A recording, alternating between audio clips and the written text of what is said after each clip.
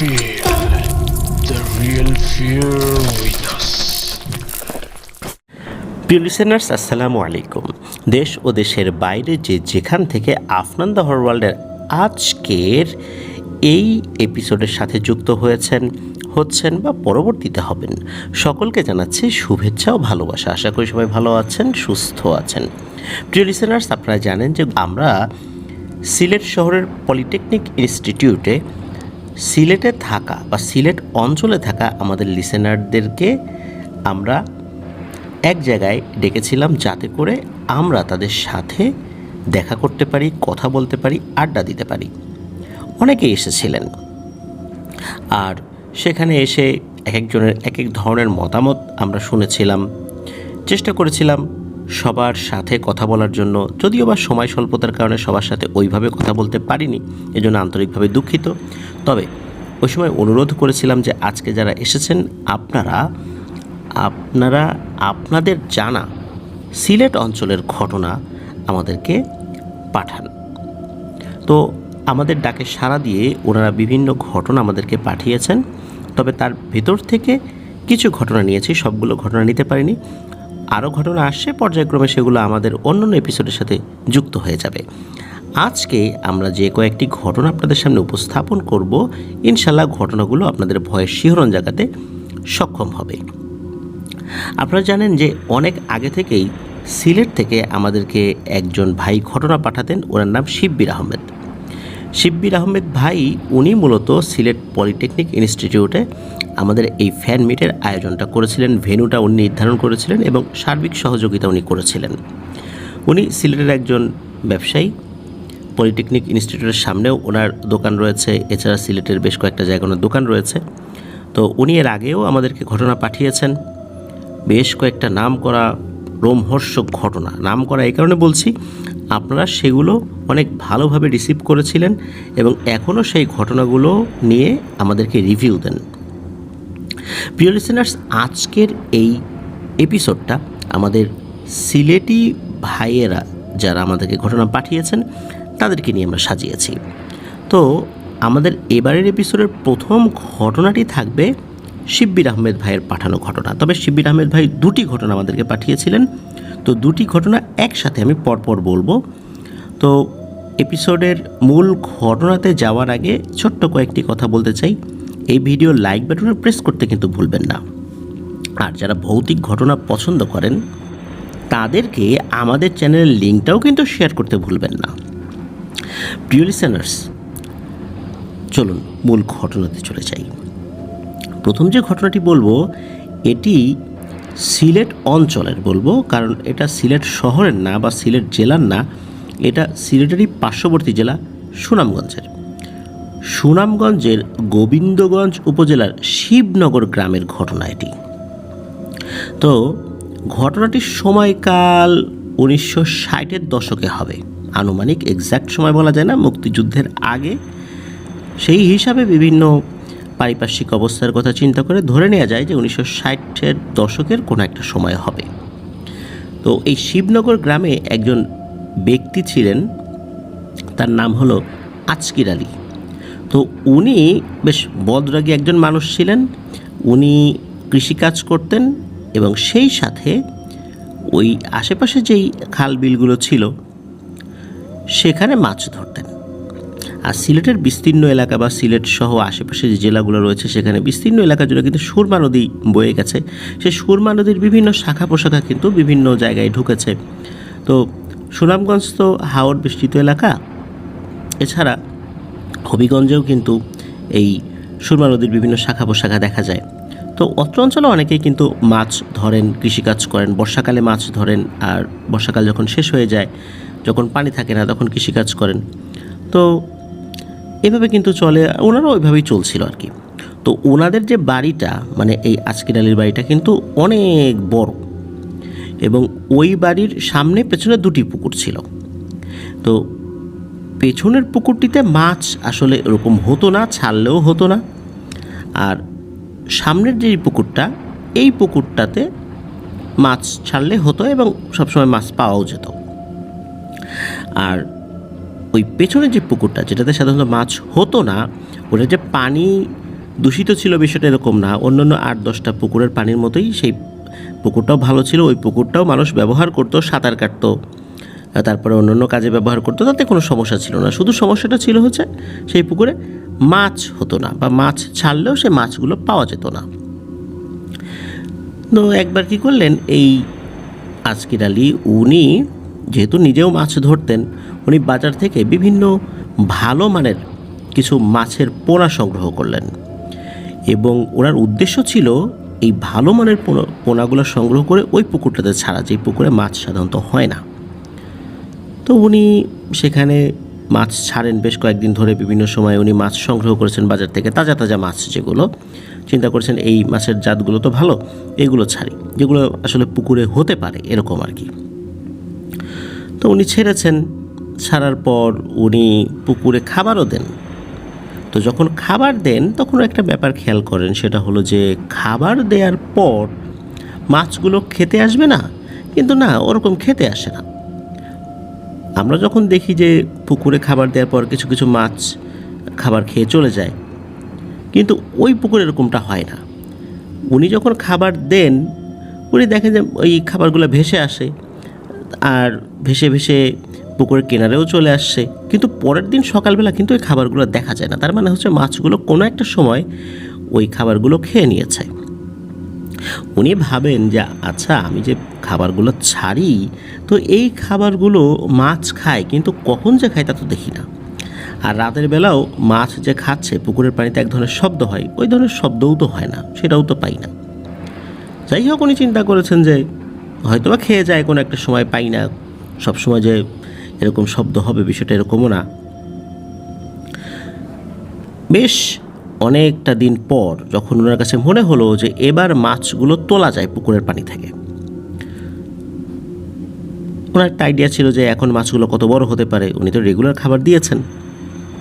তো উনি কী করেছেন, ওই জেলেদেরকে নিয়ে এসেছেন, বড় যে জালগুলো দিয়ে আসলে ওই টানা জাল, যেগুলো দিয়ে পুকুরের এক প্রান্ত থেকে অপর প্রান্তে জালগুলো টেনে নিয়ে মাছগুলো ধরা হয়। তো এরকম জাল দিয়ে মাছ ধরা হলো, কিন্তু অদ্ভুত ব্যাপার হলো, মাছ ধরা হলো, আসলে কি মাছ ছিল জালের মধ্যে? না, জালের মধ্যে ছোট ছোট অসংখ্য সাপ, ব্যাঙ এবং চ্যাং মাছ জাতীয় কিছু মাছ এগুলো পাওয়া গেল।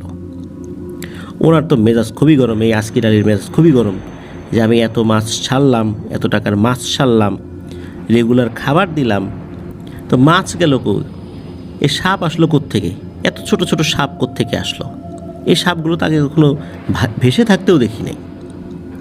সাপ থাকলে তো মাঝে মাঝে আশেপাশে দেখা যাবে, কিন্তু এরকমটা তো দেখা যায়নি। পুকুরটা তো বেশ পরিষ্কার, মানুষজন গোসল করেছে, কখনো পায়ের নিচে সাপের অস্তিত্ব টের পেয়েছে এরকমটা তো কেউ কখনো বলে নাই।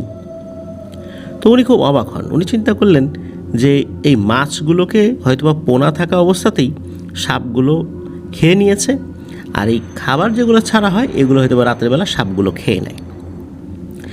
টানা কয়েকবার জাল টানা হলো, কিন্তু একই অবস্থা।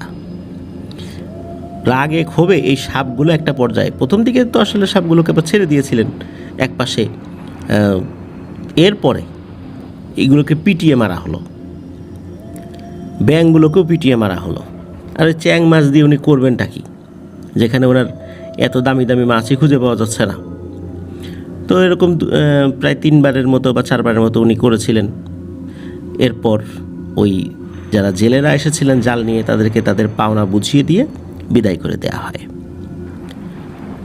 তখন উনি চিন্তা করছেন যে আচ্ছা, আমার এই মাছগুলো গেল কোথায়?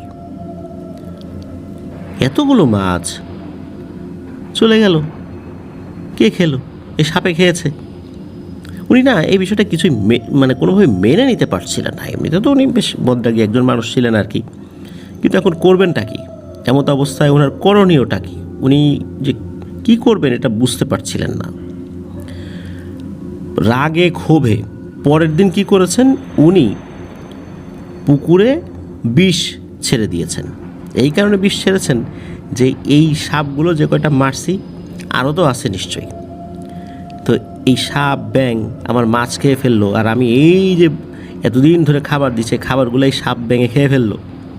তো এগুলোকে আর রাখবই না। তো উনি পুকুরের পানিতে ছেড়ে দিয়েছেন বিষ। তো বিষ ছাড়ার পরে দেখা গেল যে বেশ অনেক ছোট ছোট সাপ মরে ভেসে উঠেছে, ব্যাঙও মরে ভেসে উঠেছে, আরও যে ছোট ছোট যে চ্যাং জাতীয় মাছ ছিল সেগুলো মরে ভেসে উঠেছে। তো এগুলো দেখে উনি বেশ আনন্দিতই হলেন যে যাক, আমার এই মাছ খোর যেগুলো ছিল আর আমার খাবার খোর যেগুলো ছিল, মাছের খাবার, এগুলোকে অন্তত পুকুর থেকে উৎখাত করতে পেরেছি।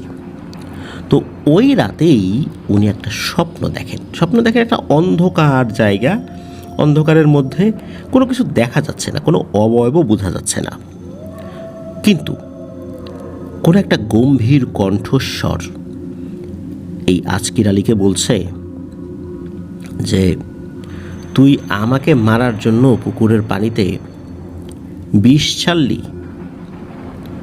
তোর এত বড় সাহস, এর যে শাস্তি এইটা তো তুই পাবি। তবে প্রথম শাস্তি যেটা হবে সেটা হলো তোর যে ছোট্ট বাচ্চাটা আছে না, একটা ছেলে সন্তান, এইটাকে আমি নিয়ে যাব, এটা হবে তোর প্রথম শাস্তি। তো উনি এই স্বপ্নটা যখন দেখেছেন, স্বপ্নের মধ্যে যে কোনো প্রশ্ন করবেন বা এরকম কোনো বিষয়টা এরকম না, এটা দেখার পরেই তার ঘুম ভেঙে যায়। ঘুম ভাঙার পর উনি বিষয়টাকে একদম স্বাভাবিকভাবেই নিয়েছেন। সকাল হয়ে গেছে, আবার ঘুমাইছেন আর কি, সকাল হয়ে গেছে আর কি। তো সকাল হওয়ার পর ওনার স্ত্রীর সাথে বিষয়টা আলোচনা করেন। স্ত্রীর সাথে আলোচনা করার পর তার স্ত্রী বলেন যে মনে হয় এই পুকুরে মাতুয়া দেও আছে। মাতুয়া দেও সিলেট অঞ্চলে, মানে বৃহত্তর সিলেট অঞ্চলে পুকুরে বা নদীতে যদি ভয়ঙ্কর কোনো দেও থাকে, এদেরকে নাকি মাতুয়া দেও বলা হয়। অনেক সময় দেখা যায় না যে কোনো পুকুরে সাঁতার কাটতে গিয়ে সে হারিয়ে গেছে, কয়েকদিন পর লাশ পাওয়া গেছে, এরকম রহস্যজনকভাবে মৃত্যু হয়। তো এরকম যেই ব্যাপারগুলো হয় এগুলোকে মাতুয়া দেও বলে, যাদের কারণে এটা হয়। এরা অত্যন্ত শক্তিশালী এক প্রকৃতির জিন, যাদেরকে বশে আনা যায় না, হাজিরও করাটা অত্যন্ত কঠিন। খুব বড় বুজুর্গ ব্যক্তি ছাড়া এরা আসলে হাজির হতে চায় না। তো তার স্ত্রী বলেন যে মনে হয় এই পুকুরে মাতুয়া দেও আছে। কিন্তু এই আজকির আলী বলে যে না, এই পুকুরটা তো আমার বাপদাদাও ব্যবহার করছে, কখনো তো এই ধরনের কোনো কিছুর উপস্থিতি তারা বলেন না। এই পুকুরে তো কত লোকই সাঁতার কাটে, কখনো তো মারা যায় নাই কেউ, এই মাতুয়া দেও তো এখানে থাকার কথা না। সাধারণত আমরা যেরকম শুনছি যে এরকম মাতুয়া দেও থাকলে এই ধরনের ঘটনা ঘটে পুকুরে, কিন্তু এই পুকুরে তো এরকম কিছু হয় নাই। আর ওই মাছগুলোকেও সাপে খাইছে, আর আমার মাছের খাবারগুলোকেও সাপ ভেঙে খাইছে। এইসব কিছু না, এটা আমি মনে হয় দুঃস্বপ্ন দেখছি। ব্যাপারটা হলো কি, ওই দিন সকালে তো হাজব্যান্ড ওয়াইফের মধ্যে আলোচনা হয়েছে, তো আজকির আলী তো চলে গেছেন কাজে। দুপুরের দিকে ওরা যে ছোট্ট বাচ্চা, ওই বাচ্চাটাকে খাইয়ে দিয়ে ঘুম পাড়িয়ে ওনার স্ত্রী অন্য কোনো কাজ করছিলেন। তো কিছুক্ষণ পর ঘরে এসে দেখেন যে ওনার সন্তানটা নাই। কোথায় গেল আশেপাশে খোঁজাখুঁজি শুরু করলেন, তাকে তো পাওয়া যাচ্ছে না। দৌড়ে যখন ওই পুকুর ঘাটে গেলেন, বেশ করে ওই পেছন সাইডের যে মানে পেছনের দিকে যে পুকুরটা, পেছন সাইডের পুকুরটা, এই পুকুরে দেখা গেল তার সন্তান মরে ভেসে রয়েছে। তবে তার শরীরে যে কোনো আঘাতের চিহ্ন রয়েছে, গলায় আঙ্গুলের দাগ রয়েছে, বিষয়টা এরকম না। অন্য অন্য ক্ষেত্রে দেখা যায় এই ধরনের ঘটনায় যে পানির নিচে নিয়ে গেছে, কোনো কিছু চাচ্ছে, এটা দিতে হবে ওটা দিতে হবে, বা অমুক সময় সন্তানের লাশ পাওয়া যাবে, পরে দেখা গেল ভেসে উঠেছে, এরকম না। তার স্ত্রী গিয়ে দেখেন এই অবস্থা, উনি তো চিৎকার দিয়ে কান্নাকাটি শুরু করে দেন। প্রথম সন্তান, তার এরকম করুণ মৃত্যু। এদিকে এই যে আজকির আলী, উনি তো বাজারে গিয়েছিলেন, উনিও বাজার থেকে ফেরত এসেছেন, তাকে খবর পাঠানো হয়েছে, উনি ফেরত এসেছেন। তো উনিও এসে দেখেন এই অবস্থা। ওদিকে লোকজন বলা বলি শুরু করে যে এই পুকুরে এই মাতুয়া আছে, কিন্তু আজকির আলী তখনও বিশ্বাস করতে চান না এটা মাতুয়ার কাজ। কারণ মাতুয়া যদি পুকুরে থাকে এইটার বৈশিষ্ট্যের সাথে মেলে না। কিন্তু উনি যে স্বপ্ন দেখলেন, ওনার এই সন্তানটা যে মারা গেল, তাহলে কি? উনি ভাবলেন হয়তোবা বাচ্চা মানুষ ঘুম থেকে উঠে হাঁটতে হাঁটতে দিকে চলে গিয়েছিল। সন্তান হারানোর বেদনা তার থাকলেও উনি যৌক্তিক চিন্তা করে ব্যাপারগুলোকে বিশ্লেষণ করছিলেন। যাই হোক, ওনার প্রথম সন্তান মারা গেল। এর পরের দিনের ঘটনা, এর পরের দিন তার স্ত্রী একটা স্বপ্ন দেখে। তার স্ত্রী স্বপ্নে দেখেন যে ওরকম একটা অন্ধকার জায়গা, কোনো একটা অবয়ব বোঝা যাচ্ছে না, তবে গম্ভীর কণ্ঠে তার স্ত্রীকে বলছে, তোর প্রথম সন্তানকে তো নিয়ে গেলাম, তবে এটাই শেষ না, তোর যত সন্তান হবে সবগুলোকেই আমি এইভাবেই মেরে ফেলব। তো এই কথা বলার পর তার স্ত্রী যে স্বপ্নের মধ্যেও কিছু বলবে এরকম কোনো সুযোগ পায়নি। এরপর তার ঘুম ভেঙে যায়। উনি তো তার হাজব্যান্ডকে ওই সময় ডেকে তোলেন, বলে যে উনি এরকম একটা স্বপ্ন দেখেছেন। তার হাজব্যান্ডও বিষয়টি নিয়ে খুব চিন্তিত হয়ে পড়ে যে আসলেই তো তাই, এটা তো মাতোয়ারি কাজ, কিন্তু মাতোয়া থাকলে যে বৈশিষ্ট্য সেটার সাথে তো মিলছে না। যাই হোক, মিলুক আর না মিলুক, যেহেতু ব্যাপারটা ঘটছে, উনি বিভিন্নভাবে বিভিন্ন মানুষের সাথে কথা বলার চেষ্টা করেন, যারা হুজুর আছেন তাদের সাথে কথা বলার চেষ্টা করেন। তো যখনই মাতোয়ার প্রসঙ্গটা আসে তখনই যে কোনো হুজুর কবিরাজ তারা এই বিষয়টাকে এড়িয়ে যান। তারা কোনোভাবেই এটা নিয়ে কাজ করতে চান না, কারণ মাতোয়াকে নিয়ে কাজ করা নাকি খুবই ঝুঁকিপূর্ণ। তাদেরকে হাজির করতে গেলেও অনেক সময় যিনি হাজির করার চেষ্টা করেন তাকেও মেরে ফেলে, হাজির তো হয়ই না, তাকেও মেরে ফেলতে পারে। এই ধরনের ঝুঁকি কেউ নিতে চায় না। তো এরপর একটা ভালো ওই সময়ের প্রেক্ষাপটে ওনাদের এলাকা থেকে একটু দূরে বেশ ভালো একজন বুজুর্গ ব্যক্তির সন্ধান পান। তো তার কাছে ওনারা যান। বিশেষ করে এই যে আজকির আলী, উনি গিয়েছেন আর কি। যাওয়ার পর সব ঘটনা খুলে বলেন। তো সব ঘটনা খুলে বলার পর ওই আজকির আলী উনি একটা ব্যাপার লক্ষ্য করেন যে ওই হুজুরও কেন যেন বিষয়টা মনে হয় বুঝতে পারছেন না। উনি বলছেন, আচ্ছা ঠিক আছে, তুমি যাও, আমি দেখছি বিষয়টা। মানে ওই হুজুর ব্যাপারটা অন্য সাধারণ জিনের পর্যায়ে নিয়েছিলেন আর কি, যে সাধারণ জিন যেগুলো হয় আর কি, মাতুয়াকে হাজির করানো বা এরকম কোনো ব্যাপার সম্পর্কে তার অভিজ্ঞতা ছিল, তাই উনি খুব একটা বেশি গুরুত্ব দেন নাই। উনি সাধারণ কিছু ঝাড়ফুঁক বা কিছু তদবির উনি দিয়েছিলেন আর কি, বলেছেন যে তাদের ঠিক হয়ে যাবে। কিন্তু এই যে আজকির আলী উনি যখন বাড়িতে আবার ফেরত আসেন, এরপর স্বপ্নের মধ্যে উনি আবার সেই অন্ধকার একটা পরিবেশ, কোনো অবয়ব দেখা যাচ্ছে না, কিন্তু একটা গম্ভীর কণ্ঠ উনি শুনতে পাচ্ছেন। সেই গম্ভীর কণ্ঠে বলে ওঠে, আজকির রে, তুই যে কাজ করেছিস এর কোনো ক্ষমা নাই, আর আমাকে তোরা মাতুয়া বলিস তোদের ভাষায়। তোদের এই এলাকায় যত মাতুয়া আছে এরকম, তার মধ্যে সবচেয়ে বয়স্ক মাতুয়া হচ্ছে আমি এখানে থাকি বহু বছর ধরে, কিন্তু আমি আমার উপস্থিতি কাউকে জানান দেই না। অন্যান্য মাতুয়ারা পানির মধ্যে মানুষকে টেনে নিয়ে হত্যা করে, আমি কখনো এই কাজটা করি না।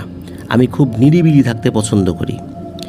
এখানে মাছ ছাড়লে কেউ মাছ ধরবে, বড়শি ফেলবে, আমার ঝামেলা হবে, এই জন্য আমি এখানে মাছ ছাড়তে দিই না। তুই মাছ ছেড়েছিলিস, সেই মাছগুলো আমি নষ্ট করে দিয়েছি। আমি যে মাছ খাই বিষয়টা এরকম না। আর এই যে সাপগুলো, এই সাপগুলোকে তুই মারলি, যে ব্যাঙগুলোকে মারলি, মূলত এরা আমার খেদমত করত। ওরা জিন না হলেও ওরা আমার খেদমত করত। কিন্তু তুই বিষ ছাড়লি, আবার বিষ ছেড়ে এগুলোকে এই পুকুর থেকে নির্বংশ করলি। তার শাস্তি হিসাবেই কিন্তু তোর ছেলেকে আমি মারছি, এবং তোর যত সন্তান হবে সবগুলোকে আমি মারব। এটাই তোর শাস্তি। এটা শোনার পর প্রথমবারের মতো এই আজকির আলী ওই অবয়বটার সাথে কথা বলতে পারেন। বলেন যে আমি তো আসলে বুঝি নাই, ভুল করছি, আমাকে ক্ষমা করে দেন। তখন ওই অবয়বটা বলে, তুই আসলে ভুল করিস নাই, তুই বদরাগী। যেই রাগটা আমার হওয়ার কথা ছিল, আমার থাকার কথা ছিল, তুই সেই রাগটা দেখাইছিস। আর আমার জায়গায় অন্য কেউ যদি থাকতো আরও অনেক বড় ক্ষতি হতো। আমি তো বলছি যে তোর শুধু সন্তানদেরকে আমি নিয়ে যাব, তুই সহ, তোর স্ত্রী সহ, তোর আরও যে বংশধর বলতে তোর অন্যান্য ভাই আছে, তার যে সন্তানাদি আছে সবগুলোকে শেষ করে ফেলত। কিন্তু আমি সেটা করি নাই। আমি শুধু তোর উপর দিয়েই নেব, তোর সন্তানদের উপর দিয়ে নেব, অন্য কারো কিছু করব না। তো স্বপ্নের মধ্যেই এই আজকির আলী অনেক অনুনয় বিনয় করেন, কিন্তু না, কোনো লাভ হয় না। তো তার ঘুম ভেঙে যায়। আর এর মধ্যে কিন্তু এই আজকির আলীর সন্তান, আরেকটা সন্তান আসে, ভূমিষ্ঠ হয়। কিন্তু ভূমিষ্ঠ হওয়ার কয়েকদিন পরে সেও রহস্যজনকভাবে মারা যায়। মানে কোনো অসুস্থতার সিমটম নাই, কিচ্ছু নাই, হঠাৎ করে মারা গিয়েছে। তো আবার এর মধ্যে ওই যে যিনি পীর সাহেব, উনি আবার আজকির আলীকে ডেকে পাঠিয়েছেন। তো আজকির আলী যখন গিয়েছেন তার সাথে দেখা করতে, তখন ওই পীর সাহেব বলেন যে তোমার এই বিষয়টা নিয়ে আমি খোঁজ খবর নিয়েছি, আমি অনেক চেষ্টা করেছিলাম ওই মাতুয়াকে হাজির করার জন্য, কিন্তু এই মাতুয়া হাজির হয় না। প্রথমবারের মতো আমি কোনো জিন হাজির করতে ব্যর্থ হয়েছি, তবে আমার জিনেরা ওর সাথে যোগাযোগ করেছে। ও তো খুব বয়স্ক মাতুয়া এবং খুব রাগী হলেও ওর ভিতরে বিচক্ষণতা আছে। আমার অনুরোধের প্রেক্ষিতে ও শুধু একটা বিষয়ে তার সিদ্ধান্ত জানিয়েছে এবং এই সিদ্ধান্তের বাইরে সে আর কখনো যাবে না। সেটা হলো যে তোমার সন্তানদেরকে ও আর হত্যা করবে না, তবে একটা নির্দিষ্ট বয়সের পর তোমার সন্তানরা মানসিকভাবে ভারসাম্যহীন হয়ে যাবে। এর সমাধান আর হবে না, এর সমাধান আর কেউ করতে পারবে না আল্লাহ ছাড়া। তো এই কথা শোনার পর আসলে আজকির আলী মন খারাপ করে চলে আসেন। এবং অদ্ভুত ব্যাপার হচ্ছে আজকির আলীর এরপরে প্রায় 7 থেকে 8 জন সন্তান হয়েছে, যতটুকু শিব্বির আহমেদ ভাই আমাদেরকে বলেছেন। আর এই সন্তানগুলো একটা নির্দিষ্ট বয়সে এসে সবাই মানসিকভাবে ভারসাম্যহীন হয়ে যেত। তার এই 7-8 জন সন্তানদের মধ্যে এখনও 4 জন জীবিত আছেন যারা এখনও মানসিকভাবে ভারসাম্যহীন। আর এই শিবনগর গ্রামে অনেকেই এই বাড়িটা চেনেন, এই মাতুয়া বাড়ি বা মাতুয়া জিনের বাড়ি বা মাতুয়া পাগলের বাড়ি, এরকম নামে অনেকে চিনে থাকেন। ওই পরিবারে এখনও এই সমস্যা রয়েছে। ওই পরিবারে এখনও এই আজকির আলীর সন্তানরা মানসিক ভারসাম্যহীন হয়ে জীবনযাপন করছেন। এটা সত্যি এক মর্মান্তিক ব্যাপার। এমন ঘটনা কারোর সাথে ঘটুক এটা আমরা চাই না। আল্লাহ আমাদেরকে হেফাজত করুন। আর রাগের বশে এই ধরনের ঘটনা যেন আমরা কখনো না ঘটাই, এটাও আমাদের খেয়াল রাখতে হবে। যার ফলশ্রুতিতে এই আজকির আলীর পরিবার, ওনারা যতটুকু না কষ্ট করেছেন তার থেকে আরও বেশি কষ্ট হচ্ছে তার সন্তানদের। তো এভাবেই পুরো একটা জেনারেশন মানসিক ভারসাম্যহীন অবস্থায় জীবন কাটাচ্ছে। প্রিয় লিসেনার্স, একবার চিন্তা করতে পারেন কি একটা ভয়াবহ দুঃসহ জীবন তাদের। আল্লাহ তাদেরকে হেফাজত করুন। আর এই মাতুয়ার মনে আল্লাহ তাআলা দয়া দিন, যাতে করে এই সন্তানেরা সুস্থ হয়ে যান। তাদেরও তো এখন অনেক বয়স হয়ে গেছে এই সন্তানদের, কারণ সেই 60-এর দশকের ঘটনা থেকে আজকে 2024 সাল, 24 সাল শেষ হয়ে যাচ্ছে। তাহলে বুঝতেই পারছেন যে কত দীর্ঘ একটা সময় এই বিষয়টা নিয়ে তারা সাফার করেছেন, কষ্ট করছেন। আল্লাহ তাদের এই কষ্টের উত্তম প্রতিদান দান করুক, এই কালে না হলেও পরকালে দান করুক। আর এই ধরনের বিপদ আপদ থেকে আল্লাহ আমাদেরকে হেফাজত করুন। প্রিয় লিসেনার্স, শিব্বির আহমেদ ভাইয়ের এই মাতোয়া দেবের ঘটনাটা শুনলাম। এবার আসেন ওনার পাঠানো পরবর্তী ঘটনায় যাই। এই ঘটনাটি সিলেট শহরের 28 নং ওয়ার্ডের বড়ইকান্দি নামক এলাকায়। এই 28 নং ওয়ার্ডের 1 নং রাস্তা, যেটা মানে 1 নম্বর রাস্তা, এই রাস্তাতে একটা মাজার রয়েছে, এটাকে সাপ শাহের মাজার বলে। তো এই সাপ শাহের মাজারের ইতিহাসটা কি, এটা মূলত আপনাদেরকে বলবো। এই সাপ শাহের যে মাজারটা, এটা এই শিব্বির আহমেদ ভাইয়ের বাসার যেই রান্নাঘরটা, এই রান্নাঘরের ঠিক পাশে, মানে 3 হাত দূরে আর কি।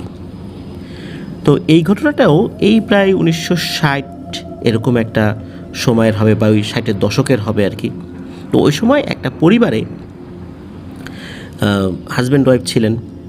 তো কোনো কারণে ওনারা একটা সাপ মেরে ফেলেছিলেন। এরপরে ভয়ঙ্কর একটা স্বপ্ন দেখেন ওনারা যে এটার কারণে ওনাদের অনেক ক্ষতি হবে। তো এর মধ্যে ওই পরিবারের যিনি মহিলা, উনি সন্তান সম্ভবা হন। তো ওই সময়ে যখন ওনার একটা সময় পরে যখন প্রসব বেদনা ওঠে এবং দেখা গেল যে উনি দুটো সাপের বাচ্চা প্রসব করেছেন। একটি সাপের রং সাদা, আর একটি সাপের রং মেটে রং, মানে মেটে কালার আর কি। তো যখন সাপের বাচ্চা উনি প্রসব করেছেন তখন অনেকেই বলেছেন যে এটাকে মেরে ফেলো, কিন্তু কেউ কেউ বলেছেন না, এটা তো স্বাভাবিক বলে মনে হচ্ছে না, এটাকে ছেড়ে দেওয়া হোক। তাদের মধ্যে কয়েকজন এই সাপের বাচ্চাটাকে ছেড়ে দেয় এবং এই সাপের বাচ্চা দুটো তারা ওই বাড়ি থেকে বাইরে চলে যায়। তো এরপরে বেশ অনেক দিন বলতে বেশ বছরখানেক সব কিছু স্বাভাবিক। এর মধ্যে এই যে যিনি মহিলা, যার এই সাপ সন্তান হয়েছে আর কি, ওনার মধ্যে কিছু অদ্ভুত পরিবর্তন লক্ষ্য করেন ওনার হাজব্যান্ড, যেটা ওই মহিলা শুরুর দিকে বলেন নাই। সেটা হলো ওনার হাজব্যান্ড দেখতেন মাঝে মাঝে রাতের বেলা ওনার স্ত্রী দরজা খুলে বাইরে চলে যায়। শুরুর দিকে ভেবেছিলেন যে হয়তোবা সে ওয়াশরুমে যায়, কিন্তু প্রতি রাতের বেলা একটা নির্দিষ্ট সময়েই বাইরে যাওয়াটা, এটা ওনার হাজব্যান্ডের কাছে অস্বাভাবিক লাগে। উনি একদিন খেয়াল করলেন আসলে তার ওয়াইফ কি করে। তো দেখলেন যে তার ওয়াইফ হাতে করে কিছু একটা নিয়ে যাচ্ছে। বাড়ির উঠোনের একটা জায়গায় গিয়ে উনি দাঁড়ালেন, আর ওনার সামনে দুটো বড় বড় সাপ ফনা তুলে দাঁড়িয়ে আছে। একটা ধবধবে সাদা আর একটা মেটে কালার বলে মনে হচ্ছে। রাতের বেলা তো সাদাটার রং বোঝা গেল, অন্যটার রং ওইভাবে বোঝা যাচ্ছিল না। তো উনি দেখলেন যে তার স্ত্রী ওই সাপ দুটোকে ওই দুধ খাওয়াচ্ছে বা কিছু একটা খাবার দিয়েছে আর কি। তো ওই সাপ দুটোও খেলো। এরপর তার স্ত্রী ওই সাপ দুটোর মাথায় হাত বুলিয়ে দিল, সাপ দুটো আবার চলে গেল। তখন তার হাজব্যান্ড বুঝতে পারলেন যে আসলে এই যে সাপ জন্ম দিয়েছিলেন তার স্ত্রী, এটাই হচ্ছে সেই দুটো সাপ। কিন্তু এই সাপ দুটো মানুষের এই পরিবেশে তো থাকবে না, এই জন্য রাতের বেলা আসে। তার মায়ের সাথে যোগাযোগ রয়েছে, কিন্তু তার বাবার সাথে কোনো যোগাযোগ নেই। তো ব্যাপারটা ওনার হাজব্যান্ড এটা দেখেন। দেখার পর উনি শুরুর দিকে কিছু বলেন নাই, কিন্তু উনি একটা বিষয় লক্ষ্য করছেন, তার স্ত্রীর মধ্যে বেশ কিছু অদ্ভুত ব্যাপার লক্ষ্য করা যাচ্ছিল। তার মধ্যে বেশ কিছু অস্বাভাবিক আচরণ বলতে পাগলামি আচরণ বিষয়টা এরকম না, তার মধ্যে বেশ কিছু অদ্ভুত অলৌকিক বিভিন্ন কর্মকাণ্ড প্রকাশিত হচ্ছিল। তবে উনি ব্যাপারটা আসলে ওইভাবে কাউকে বলেনও নাই। উনি ওনার স্ত্রীকে পরে জিজ্ঞেস করলে ওনার স্ত্রী স্বীকার করেছিল এটা তার দুই সন্তান, কিন্তু ওরা তার মায়ের সাথেই যোগাযোগ রাখতে চায়। অন্য কারোর সাথে যোগাযোগ রাখলে অনেকে ভয় পাবে, এই জন্য ওরা রাখতে চায় না। তো যাই হোক, একটা ঘটনা ঘটে যায় এর মধ্যে, খুবই মর্মান্তিক ঘটনা। তো এই পরিবারে পরে একটা কন্যা সন্তান হয়েছিল। তো এই কন্যা সন্তান বড় হয়, তার বিয়ের দিন ধার্য হয়। তো বিয়ের দিন বরযাত্রী আসে। ওই বিয়ের দিন কনে যেখানে বসা ছিল ওইখানে ও দুটো সাপ এসে হাজির হয়। তো ইতিমধ্যে বরযাত্রীর কয়েকজন আবার ওই জায়গা চলে আসে। সাপ দেখে তারা তো খুব ভয় পায়, আশেপাশ থেকে লাঠি নিয়ে এই সাপ দুটোকে আঘাত করতে থাকে। এর মধ্যে সাদা সাপটি পালিয়ে যেতে সক্ষম হলে ওই মেটে রঙের সাপটি ওখানেই মারা যায়। তো হই হট্টগোল শুরু হয়ে যায়। আর সাপে আঘাত করা যখন শুরু করে আর কি লোকজন, এমত অবস্থায় কিন্তু এই যে বাচ্চার যে মা, সেই মাটা কিন্তু চলে আসছিল। সে বারবার অনুরোধ করছে তোমরা এটাকে মেরো না, কিন্তু আসলে সাপের গায়ে তো জোরে জোরে 3-4টা বাড়ি মারলেই মারা যায়। তো উনি আসলে এই অনুরোধ করছিলেন, এর মধ্যেই ঘটনা ঘটে যায়। কিন্তু উনি ওই সাদা সাপটিকে আঘাত করা থেকে বিরত করতে সক্ষম হয়েছিলেন, যার ফলশ্রুতিতে সাদা সাপটি ওখান থেকে চলে যেতে পেরেছিল। এই সাপ দুটি মূলত তাদের বোনকে দেখতে এসেছিল, কিন্তু এমত অবস্থায় ঘটনাটা ঘটে গিয়েছিল আর কি। যাই হোক, সেই মা তো খুব কান্নাকাটি শুরু করেছেন এবং বলছেন তোমরা কেন এই কাজটা করলা, কি ভুলটা করলা, তোমরা কি জানো? তো ইতোমধ্যে এই কথা বলতে বলতে ঘটে যায় আরও একটি ভয়ঙ্কর ঘটনা। সেটি হচ্ছে এই যেই কয়েকজন আঘাত করেছিল, মূলত যাদের আঘাতে ওই সাপটি মারা গিয়েছিল, সকলের সামনে তাদের মুখে ফেনা উঠে ছটফট করতে করতে তারা মারা গিয়েছিল ওখানে। এই ঘটনাটা ওখানে ঘটেছিল। তো এখন সাপ যেটা মারা গিয়েছে এটা কী করা যায়? এদিকে এই যে সাপের যিনি মা, উনি তো কাঁদতে কাঁদতে উনি মূর্ছা গেছেন, মানে অজ্ঞান হয়ে গেছেন। এখন লোকজন কী করেছে, ওই সাপটাকে পাশে একটা ঝোপে ফেলে দিয়েছে।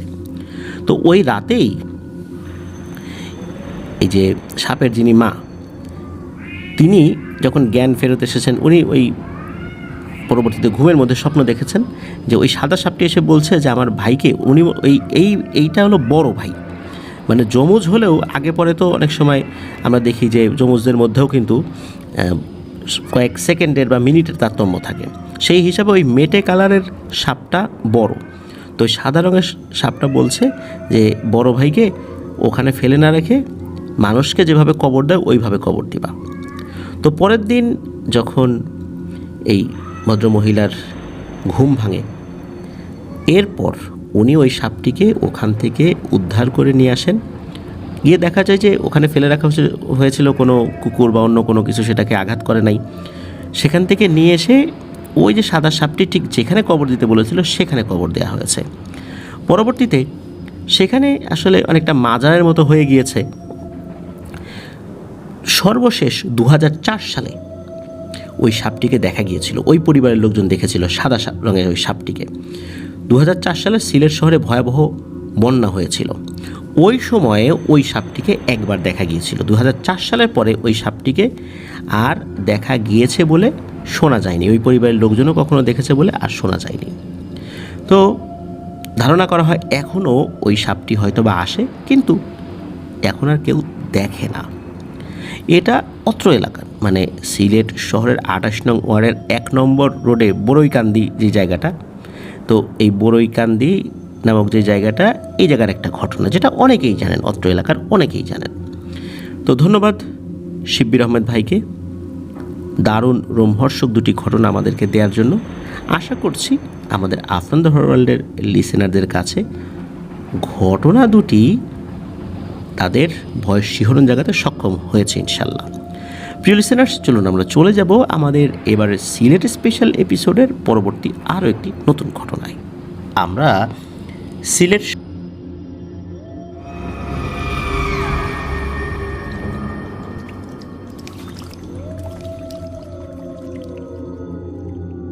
প্রিয় লিসেনার্স, আবারও স্বাগতম জানাচ্ছি সিলেট স্পেশাল এপিসোডে।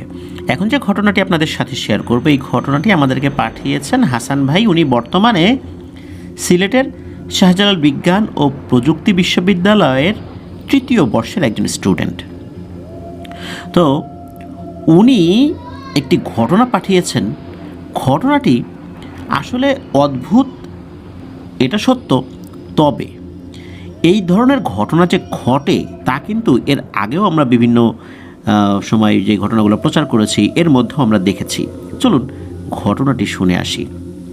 তো এই যে হাসান ভাই, উনি এই সিলেট শহরেরই আখালিয়া নামক একটি জায়গায় একটি মেসে থেকে লেখাপড়া করছেন। ওনার সাথে আরও সহপাঠীরা রয়েছেন। তো ওনাদের মেসে একজন খালা রান্না করেন। সাধারণত মেস বাসায় যারা রান্না করেন, বিশেষ করে মহিলারা, তাদেরকে আমরা খালা বলে সম্বোধন করি। তো এই খালার বাড়ি সিলেটেই। তো উনি আগে মূলত সিলেট শহরে থাকতেন না, গ্রামে থাকতেন। আর সিলেট শহরে উনি থাকছেন 6 থেকে 7 বছর হবে। তো ওনার হাজব্যান্ডকে বছর বলতে এই 6-7 বছর আগে কিছু আত্মীয় স্বজন, মানে ওনাদেরই আত্মীয় স্বজনরা মেরে ফেলেন। কারণ হচ্ছে উনি এলাকায় বিচার সালিশ করতেন, বেশ প্রভাব প্রতিপত্তিও ছিল তার। যতটুকু পারতেন ন্যায়সঙ্গত বিচার উনি করতেন, সেটা তার আত্মীয়ই হোক বা অন্য কেউ হোক। একবার একটি ঘটনার বিচার করতে গিয়ে সেই বিচারের রায়টা তার নিজের আত্মীয় স্বজনদের বিরুদ্ধে চলে যায় এবং এই কারণেই তাকে হত্যা করে। আর তাকে হত্যা করার পরেই ভাগ্যের নির্মম পরিহাসে এই সিলেট শহরে তাকে চলে আসতে হয় এবং এভাবেই মেসে উনি কাজ করা শুরু করেছেন। অথচ এই ধরনের কোনো কাজ উনি করবেন এটা উনি হয়তো বা কল্পনাতেও ভাবেন নাই। তো যাই হোক, ওনার কোনো ছেলে সন্তান নাই, 2জন মেয়ে রয়েছেন, 2জন মেয়েকে উনি বিয়ে দিয়েছেন। তো উনি আসলে প্রফেশনাল খালা না বা প্রফেশনাল কোনো বাবুর্চি নন। উনি পেটের তাগিদে কাজ করছেন। ওনার হাতের রান্না অন্যান্য 8-10টা যারা খালারা রান্না করেন তাদের মতো না। ওনার হাতের রান্না যথেষ্ট ভালো এবং খুব যত্ন সহকারে পরিষ্কার পরিচ্ছন্নভাবে বাসা বাড়িতে যেভাবে মানুষ রান্না করে ঠিক সেভাবেই উনি করে থাকেন। আর এই কারণেই ওনার রান্নার মানটা বা স্বাদ সবই আল্লাহর রহমতে ভালো। তো এই অল্প কিছুদিন আগের ঘটনা, রান্নার সময় এই হাসান ভাই খেয়াল করেন যে উনি বেশ কাশছেন, তবে সেটা সিজনাল কাশি, 2-1 দিন পরে ওনার কাশি কমে যায়। এর কয়েকদিন পরে হুট করে দেখা যায় যে ওনার প্রচণ্ড কাশি। তো ওই দিনের মতো উনি রান্না বান্না করে চলে গিয়েছেন, কিন্তু এরপরে 2 দিন আর উনি রান্না করতে আসেন না। ওনার বাসা থেকে অন্য কেউ একজন ওনাদের কেয়ারটেকারের কাছে এসে খবর দিয়ে যায় যে উনি খুব অসুস্থ, বিছানা থেকে উঠতে পারছেন না।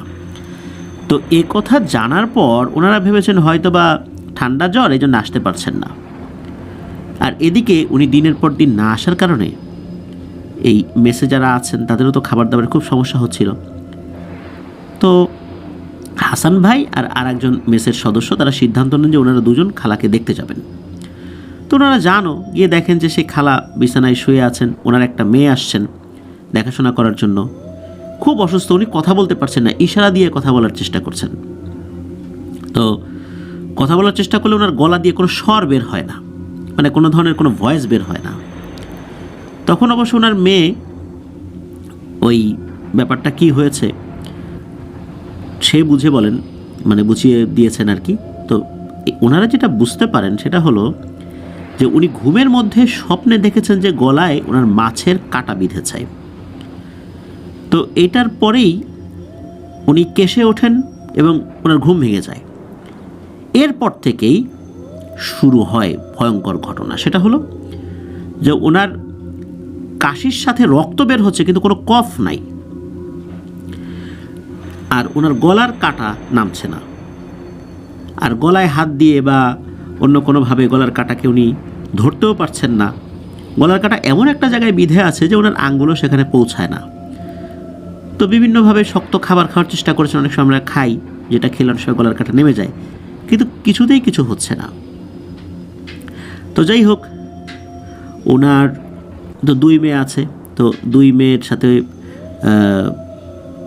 যখন এই বিষয়ে শেয়ার করা হয়, উনিও ওই কষ্ট করেই হালকা হালকা ভাঙা ভাঙা স্বরে বিষয়টা বলেছিলেন। পরবর্তীতে প্রতিবেশীদের কাছ থেকে খবর নিয়ে একজন হুজুরের কাছে নিয়ে যাওয়া হয়। তো হুজুর বেশ পরিচিত এবং উনি একজন মাদ্রাসার শিক্ষক। তো হুজুরের কাছে নিয়ে গেলে হুজুর তার সব কাজ শেষ করতে করতে বেশ সময় লেগে যায়। তো ওই দিন আসরের নামাজের পর হুজুর এই খালাকে দেখেন। তো ওখানে যাওয়ার পর তো হুজুর জিজ্ঞেস করেন কী হয়েছে। তো খালা যতটুকু সম্ভব উনি বলার চেষ্টা করেছেন, বাকিটা ওনার মেয়েরা বলেছেন। এরপর যেই ব্যাপারটা হুজুর বুঝতে পারেন এবং যেটা বলেন, তো হুজুর বলেন যে মূলত আপনি স্বপ্নে এমন একটা জিনিস দেখেছিলেন, এই জিনিসটা আসলে একটা ভয়ঙ্কর পিশাচ। তখন খালা মনে করতে পারেন যে হ্যাঁ তাই, উনি আসলে ওইভাবে তো বলতে পারছিলেন না, অসুবিধা হচ্ছিল। তো খালা বলেন স্বপ্নে উনি একটা মহিলাকে দেখেছিলেন। বিশেষ করে হুজুর একটু যখন স্মরণ করিয়ে দিয়েছেন তখন উনি আরও ভালো করে বলতে পারেন আর কি। সেই মহিলাটা বেশ বেটে আকৃতির ছিল, কুৎসিত চেহারা ছিল, একটা বাটিতে করে একটা মাছের মাথা নিয়ে এসছে। নিয়ে আসার পর এই খালাকে বলছে এই নে খা। তো খালা খাবেন না। একটা পর্যায়ে নাকি জোর করে তার মুখের মধ্যে ওই মাছের মাথাটা ঢুকিয়ে দেওয়া হয়। আর তখনই একটা কাঁটা মনে হলো ওনার গলায় ঠেকে গেছে। তারপর উনি কাশি দেন, ওনার ঘুম ভেঙে যায়। তারপর থেকে এই যে সমস্যা। তো হুজুর বলেন যে মূলত আপনার উপর ভয়ঙ্কর একটা ব্ল্যাক ম্যাজিক করা হয়েছে। আপনি না খেতে খেতে মারা যাবেন, আপনি কিছুই খেতে পারবেন না, শুধু তরল পদার্থ খেতে পারবেন। আর তরল পদার্থ খেয়ে আপনি কয়দিন বাঁচবেন। তো এভাবে আপনার মৃত্যু হবে। মূলত এই উদ্দেশ্যে আপনার উপর এই ভয়ঙ্কর কালো জাদুটা করা হয়েছে। আর কালো জাদুটা করেছে আপনারই এক আত্মীয়, যাকে আপনি কোনো একটা খারাপ কাজ থেকে নিবৃত্ত করেছিলেন, তারই প্রতিশোধ হিসাবে আপনার উপর এই কাজটি করা হয়েছে। তখন খালাও বিষয়টা বুঝতে পারেন। হুজুর কিছু রুকিয়া করেন। তো রুকিয়া করার একটা পর্যায়ে খালা কাশতে থাকেন। কাশার পর খালার ওই কাশির সাথে রক্ত বের হতে শুরু করে। তবে এবারের রক্তটা বেশ হালকা রক্ত ছিল, মানে রক্ত যেরকম গাঢ় হয় ওরকম না, বেশ হালকা রক্ত ছিল। এরই মধ্যে কাশতে কাশতে ওনার গলা থেকে প্রায় 1.5 থেকে 2 ইঞ্চি লম্বা একটা মাছের কাঁটা বের হয়ে আসে সকলের সামনেই। তখন উপস্থিত সবাই বুঝতে পারেন যে আসলে ব্যাপারটা কি হয়েছিল। স্বপ্নের মধ্যে ওনাকে এই ভয়ঙ্কর জিনিসটা করা হয়েছিল এবং গলার ভিতরে কাঁটা ঢুকিয়ে দেওয়া হয়েছিল। আর এভাবেই উনি আস্তে আস্তে শক্ত খাবার না খেতে খেতে মারা যেতেন অসুস্থ হয়ে। এই কাঁটাটা নাকি কোনো ধরনের এক্সরে বা অন্য কোনো কিছুতে ধরা পড়তো না, এভাবেই উনি মারা যেতেন। তো আল্লাহর অশেষ রহমতে খালা বেঁচে গিয়েছিলেন, এখন উনি সুস্থ আছেন, ভালো আছেন, এখন উনি রান্না করছেন। তো প্রিয় লিসেনার্স, এই যে ব্যাপারটা দেখুন, আমরা মনে করি যে কেউ হয়তো বা আমাদেরকে কাছে এসে খাইয়ে দিয়ে যাবে ব্ল্যাক ম্যাজিক করার জন্য। না, স্বপ্নের মধ্যেও ভয়ঙ্কর এই ব্ল্যাক ম্যাজিক করে কাউকে কোনো কিছু খাইয়ে দেওয়া যায়, তাতে তার ভয়ানক ক্ষতি হবে। এই ঘটনা কিন্তু আবারও তারই প্রমাণ। আমরা স্বপ্নের মধ্যে কোনো কিছু খাওয়ানোর ব্যাপারগুলো তো আগে থেকেই বিভিন্ন সময় বলেছি, বিশেষ করে লুলুফিয়ন ঘটনাতেও কিন্তু আমরা এটা বলেছিলাম, যেটা মেহেদি হাসান ভাই আমাদেরকে পাঠিয়েছিলেন, যে স্বপ্নের মধ্যে একটা প্রাণী নবজাতক শূকরের মাংস খাইয়ে দিত, যার ফলশ্রুতিতে সে আর অন্য কোনো খাবার খেতে পারতো না, একটা সময় সে শুকিয়ে মারা যেত। তো সেই একটা বিশেষ ফুল যেটা লুলুফিয়নের কাছ থেকে নিয়ে আসার পর সেই ফুলটা গুঁড়ো করে কাউকে খাইয়ে দিলে এই মাংসটা বের হয়ে আসতো, তারপর আল্লাহর রহমতে উনি বাঁচতে পারতেন। তো দেখুন প্রিয় লিসেনার, স্বপ্নের মধ্যে কত ধরনের ব্ল্যাক ম্যাজিক করা যায়। এই জন্য আমরা যখন ঘুমাবো আমরা অবশ্যই চেষ্টা করব দোয়া পড়ে শরীরে ফু দিয়ে ঘুমানোর জন্য, বিশেষ করে আয়াতুল কুরসি অবশ্যই পড়বো ইনশাল্লাহ। প্রিয় লিসেনার্স, চলুন আমরা চলে যাব আমাদের এবারের এপিসোডের পরবর্তী আরও একটি নতুন ঘটনায়।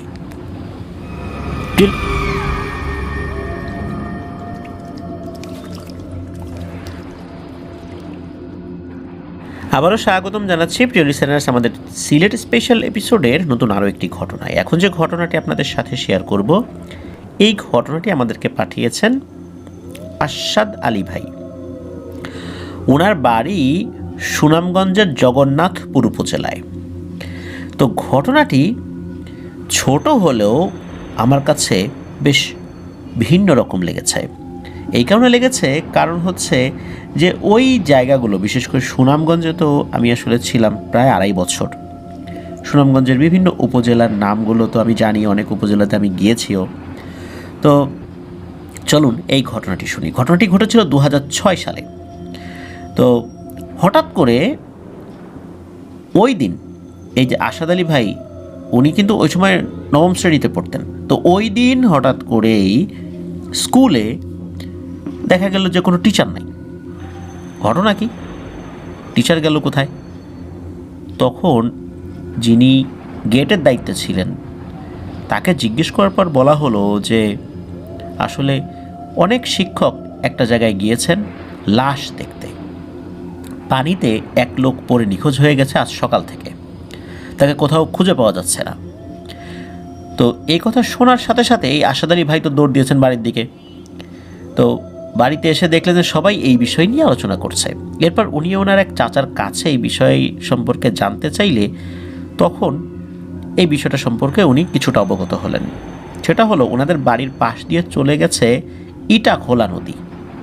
এটা সুরমা নদীর একটা শাখা নদী। নদীটা ছোট, শুকনো মৌসুমে এটার বড় একটা অংশই শুকিয়ে যায়, কিন্তু বর্ষার সময় নদীটা দেখতে অনেক ভয়ঙ্কর লাগে। এটা স্রোতও অনেক বেড়ে যায়, যার কারণে বর্ষার সময় এই নদীতে কেউ নামতে খুব একটা কেউ সাহস করে না। আর গ্রামের মুরব্বীদের কাছে অনেক অস্বাভাবিক ঘটনা শোনা যায় এই নদীকে কেন্দ্র করে। তো এই আশাদ আলী ভাই সহ ওনার বেশ অনেক যারা বন্ধুবান্ধব ছিলেন তারা কিন্তু এই নদীতে হরহামেশাই সাঁতার কাটতেন। কোনো ধরনের কোনো ভয়ের ঘটনা ওনাদের সাথে ঘটেনি। তবে ওনারা তখনই সাঁতার কাটতেন যখন এই বর্ষা মৌসুম শেষ হয়ে আসতো, নদীর পানি কম থাকতো তখন। যাই হোক, ওই নদীর বর্ণনাটা দেওয়ার পেছনে কারণ রয়েছে। এখন আসেন আমরা মূল কথায় ফেরত যাই। তো ওনার সেই চাচা, মানে আশাদ আলী ভাইয়ের চাচা, ওনাকে বলেন যে ওই দিন সকালবেলা ওনাদের পাশের গ্রামের এক লোক কিছু গরু নিয়ে বাড়ি থেকে বের হয়েছে মাঠে চড়ানোর জন্য। কিন্তু লোকটি ভেবেছে যে আজ গরু নিয়ে নদীর অপর পাশে যাই, সেখানে অনেক ঘাস আছে, গরুগুলো পেট ভরে ঘাস খেতে পারবে। সেই কথা চিন্তা করে গরুগুলোকে নিয়ে নদী পার হওয়ার সিদ্ধান্ত নিয়েছেন। তো বলে রাখা ভালো, উনি কিন্তু ওনাদের সিলেট এলাকার বাসিন্দা ছিলেন না। ওই লোকটা, তার বাড়ি ময়মনসিংহের কোনো একটা জায়গায়। আর উনি যখন ওই গরু নিয়ে বের হয়েছেন, পথে এক লোকের সাথে দেখা হয়েছে, তাকে বলেছেন যে আজকে গরুগুলোকে এখানে খাওয়াবো না, নদীর ওই পাশে নিয়ে যাই। তো এই লোকটা আসলে যে সিদ্ধান্ত নিয়েছেন এবং যাকে বলেছেন কথাটা, তো যিনি শুনেছেন তিনি মনে করছেন ঠিকই তো, আসলে ওই পাশে তো নিয়েই যাওয়া যায়, এটা নিয়ে তো আসলে আহামরি এরকম কোনো সমস্যা না। তো যাই হোক, উনি মূলত যখন ওই গরুগুলোকে নিয়ে নদীতে নামবেন, প্রথমে কিছু গরুগুলোকে সামনে দিয়ে দিয়েছেন, গরুগুলো তার সামনেই সাঁতার কেটে ওই পাশের প্রায় চলেই গিয়েছে। এরপর উনি একটি গরুর সাথে সাঁতার কেটে যাবেন। উনি একটি গরুর লেজ ধরেছেন, চিন্তা করেছেন এই গরুটার সাথে সাথে চলে যাব। আর ওই সময় কিন্তু রাস্তার দুই ধার দিয়ে অনেক মানুষ হাঁটাচলা করছে, পুরো দিনের বেলা একটা সময়, এখানে তো ভয়ের কিছু নাই। তো উনি তো এভাবে গরু নিয়ে পার হচ্ছেন। উনি যখন মাঝ নদীতে এসেছেন, তখন কিন্তু ওনার অধিকাংশ গরুগুলাই নদী পার হয়ে রাস্তার উপরে উঠে গেছে। তো লোকজনও দেখছে যে উনি আসছেন, আর ওনাকে আশেপাশের কিছু লোক চিনত। হঠাৎ করে লোকজন খেয়াল করলো যে ওই একটা গরু, সেই একটা গরু এ পাশে সাঁতার কেটে আসলেও ওই গরুটা ধরে যেই লোকটা আসছিল উনি আর আসেন নাই, মানে ওই লোকটা নদী থেকে আর উঠল না। যেহেতু লোকজন এটা দেখছিল, চারদিকে তো হই হট্টগোল পড়ে যায়, কিরে লোকটা কোথায় গেল। এরপরে খবর পাঠানো হয় যেই বাড়ি থেকে উনি গরু নিয়ে এসেছিলেন, মানে যেই গেরস্থ বাড়ি থেকে উনি গরু নিয়ে এসেছিলেন, যেই বাড়িতে উনি থাকতেন আর কি। তো সেখানকার লোকজন আসলো, সারা গ্রামের মানুষ তো আসছেই, সমগ্র ইউনিয়নের মানুষ এসে হাজির।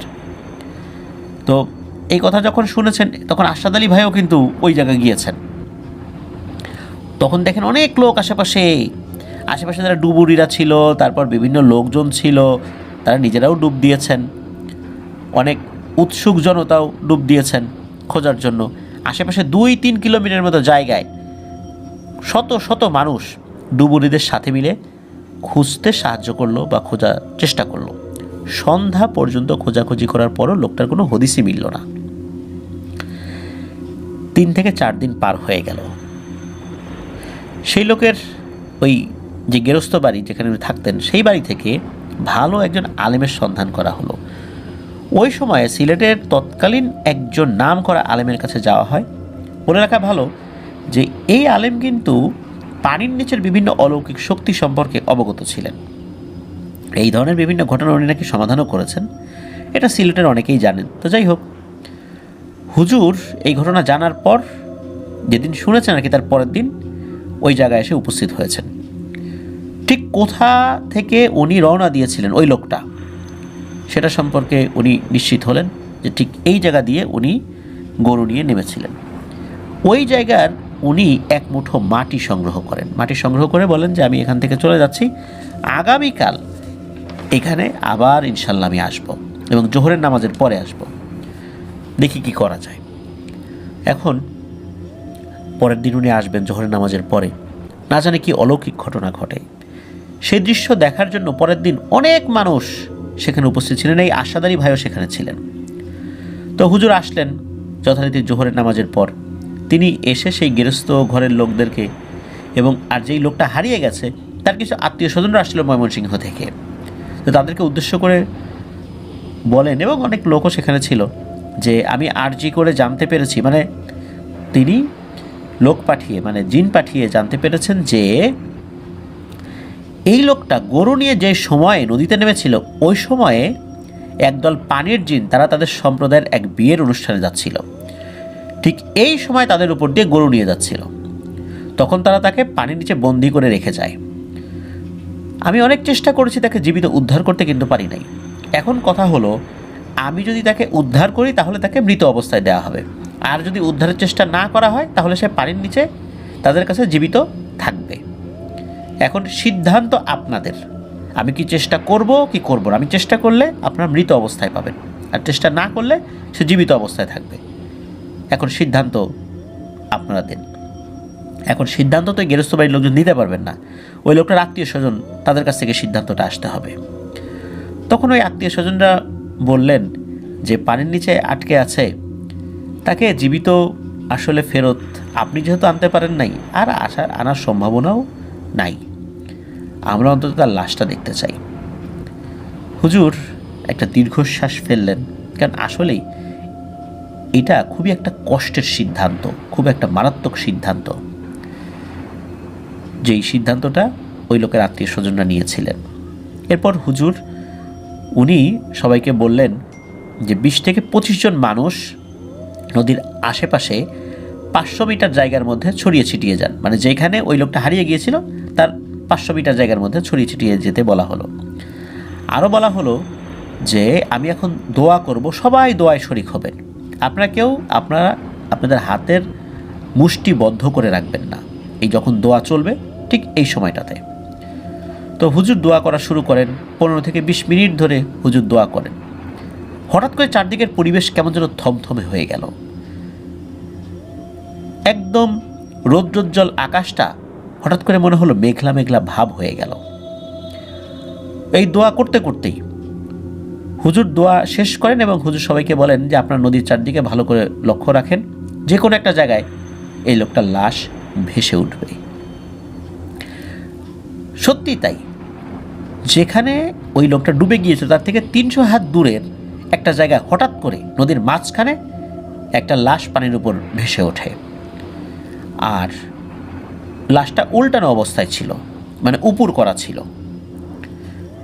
কেউ তো ভয়ে পানিতে নামতে পারছিল না, ভয় পাচ্ছিল যে এখন যে নামবো আবার না জানি কাউকে টেনে নিয়ে যায়। তো হুজুর বলল আর কোনো সমস্যা হবে না, যায় ওই লাশটাকে নিয়ে আসেন। তখন 4-5 জন লোক গিয়ে ওই লাশটাকে নিয়ে আসা হলো।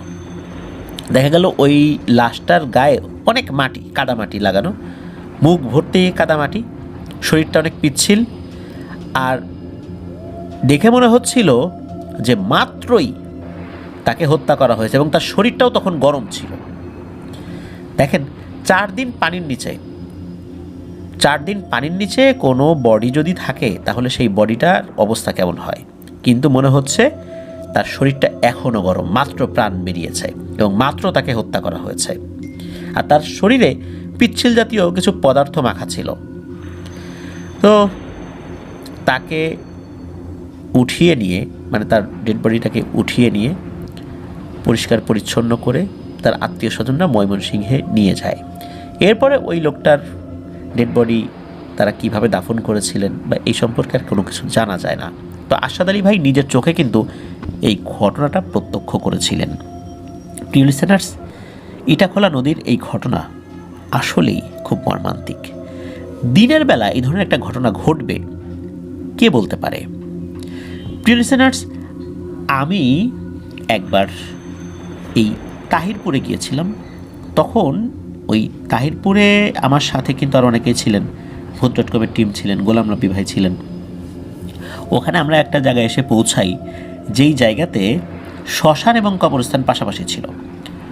তো ওখানে গিয়ে যখন মানুষের সাথে কথা বলি, ওই এলাকার একজন মেম্বার, তার সাথে কথা হয়। তো তিনি জানালেন যে মাঝে মাঝেই এই নালাটা পার হওয়ার সময় একটা পাক সৃষ্টি হয় এবং গরু বা মহিষ ওই পাকের মধ্যে হারিয়ে যায়, মাঝে মাঝে ওই ঘটনা ঘটে।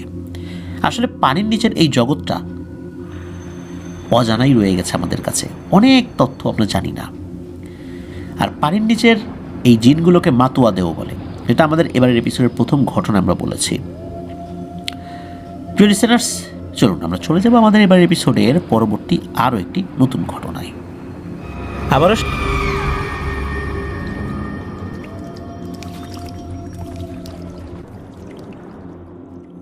প্রিয় লিসেনার্স, গত 8ই নভেম্বর যখন আমরা সিলেট পলিটেকনিক ইনস্টিটিউটে আমরা ফ্যান মিট করি, সেখানে একজন ভাই এসেছিলেন।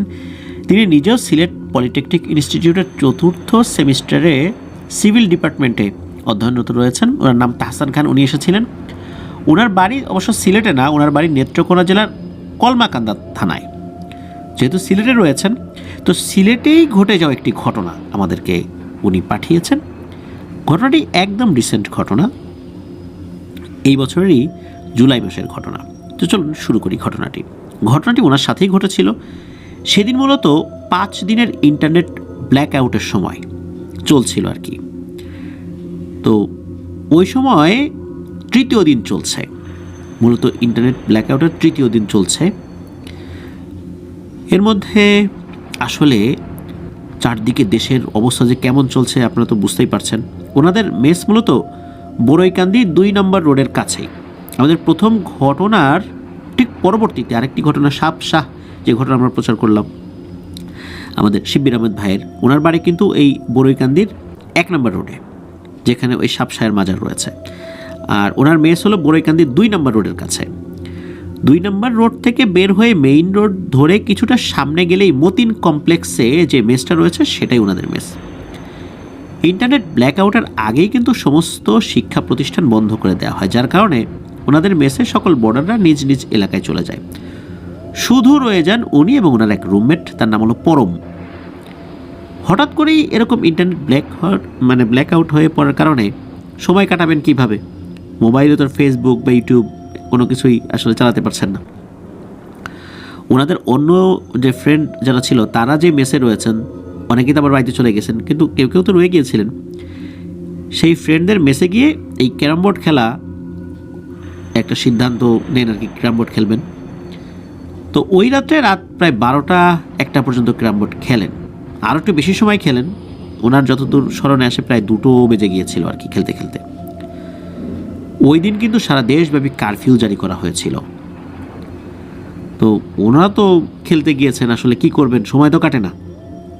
তো খেলতে খেলতে এরকম রাত এতটা বেজে গেছে, বাইরে আবার ঝিরঝির বৃষ্টিও পড়ছে। তখন মেসে ফেরত যাওয়ার প্রস্তুতি নিয়েছেন, কিন্তু বিপত্তি বাধে একটা জায়গায়। ওই মেসে এক বড় ভাই ছিল, তিনি বলছেন যে আজকে তোমরা যেও না, এখানেই থাকো, বাইরে কারফিউ। যদি পুলিশ, র্যাব বা অন্যান্য কেউ দেখতে পায় তাহলে কিন্তু ভয়ানক দুর্ঘটনা ঘটে যাবে, গুলি চালাতে পারে, সুতরাং তোমরা কেউ যেও না। এখন তাহসান ভাইয়ের একটা সমস্যা হলো, উনি অন্যের বিছানায় ঘুমাতে পারেন না, ঘুমই আসে না। নিজের বিছানায় ঘুমাতে হবে তার, অন্যের বিছানায় ঘুমলে ঘুম আসে না, মাথা ব্যথা করে সারাদিন। উনি চিন্তা করেন যা কাল্লা ভরসা, বের হয়ে যাই, যা থাকে কপালে। তো উনি একটা ছাতা নিয়ে রওনা দিয়েছেন, ওনার সাথে অন্য কেউ ছিল না আর কি। তো উনি এই বড়ইকান্দির 1 নম্বর রোড দিয়ে মেসে যাওয়ার রাস্তাটা ধরেছেন। তো এই রোড দিয়ে মেসে যাওয়ার 3টা রাস্তা আছে, একটা মেইন রোড ধরে, একটা রেল লাইন ধরে, আর একটা হচ্ছে 2 নম্বর রোডের ভেতর দিয়ে। তো উনি চিন্তা করলেন মেইন রোড দিয়ে গেলে হয়তো বা পুলিশ, র্যাব বা আর্মি এদের চোখে পড়ে যেতে পারেন, বিপদ হতে পারে। আবার রেল লাইনের রাস্তাটা বেশি একটা ভালো না, চোর ডাকাতের ভয় থাকে, যেহেতু চারদিকে নীরবতা, চোর ডাকাত তো ধরতেই পারে। তাই 2 নম্বর রোডের ভেতর দিয়ে উনি যাওয়ার সিদ্ধান্ত নিয়েছেন। তো সিদ্ধান্ত মতো 2 নম্বর রোডের ভেতর দিয়ে যাওয়াও শুরু করেছেন।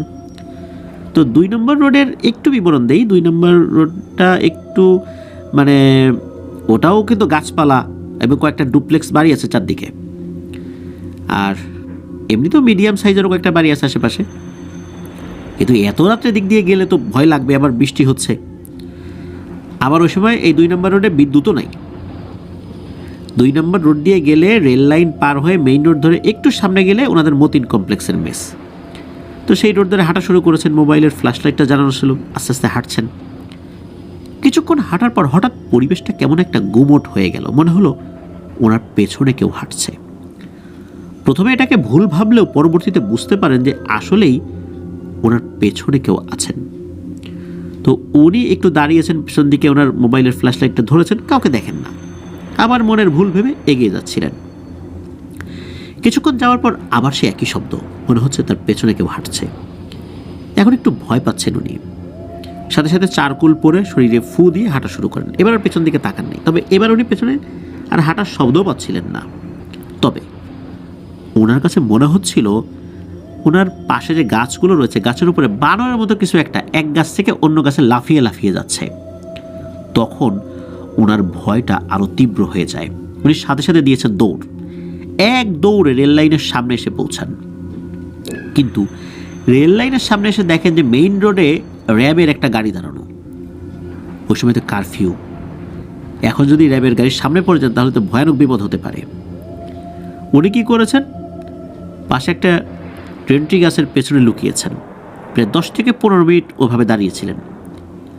কিন্তু দাঁড়িয়ে থাকা অবস্থায় ওনার কাছে মনে হচ্ছিল কেউ যেন ঘাড়ে গরম নিঃশ্বাস ফেলছে ফস ফস করে। ওই সময়টা উনি এমন একটা ভয়ঙ্কর সিচুয়েশন ছিলেন যে সামনে র্যাবের গাড়ি দাঁড়ানো, আবার পেছনে এরকম একটা ঘটনা ঘটছে, কি করবেন, ভয়ে কান্না করে ফেলবেন, এমন একটা অবস্থা। আর দেশের পরিবেশ পরিস্থিতি কি ভয়ঙ্কর ওই সময়, লিসেনাররা তো বুঝতেই পারছেন। এরই মধ্যে কি হয়, ওই র্যাবের গাড়িটা সামনের দিকে চলে যায়, মানে অন্য কোনো একটা দিকে চলে যায়। এখানে হয়তো বা কিছু সময় টহল দিতে এসেছিল, অন্য জায়গায় চলে গিয়েছে।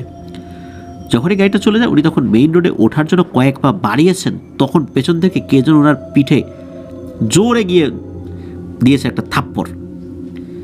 আর এক থাপ্পড় খেয়ে উনি উল্টে গিয়ে পুকুর পাড়ে পড়ে গিয়েছেন। তো পুকুর থেকে কোনোভাবে উনি উঠে, ছাতা আসলে কোথায় গেছে, উনি তো দিয়েছেন এক দৌড়ে মেইন রোড দিয়ে ওনার রুমে গিয়ে রুমের দরজা লাগিয়ে দিয়েছেন। তো ওনার রুমটা ছিল অবশ্য রেল লাইনের পাশেই।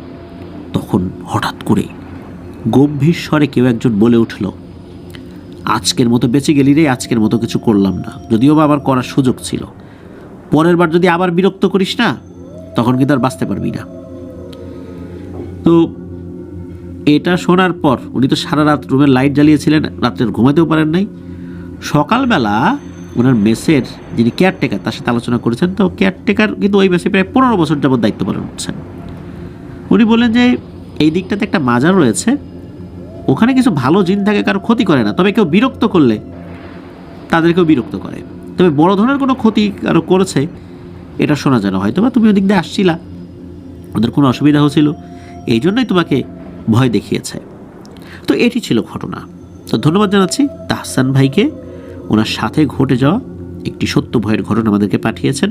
আপনি এসেছিলেন, আমার মনে পড়ে যে আপনার বাড়ি নেত্রকোনার কলমাকান্দা বলেছিলেন, তখন বলেছিলেন যে আপনি সিলেট পলিটেকনিকেই পড়েন।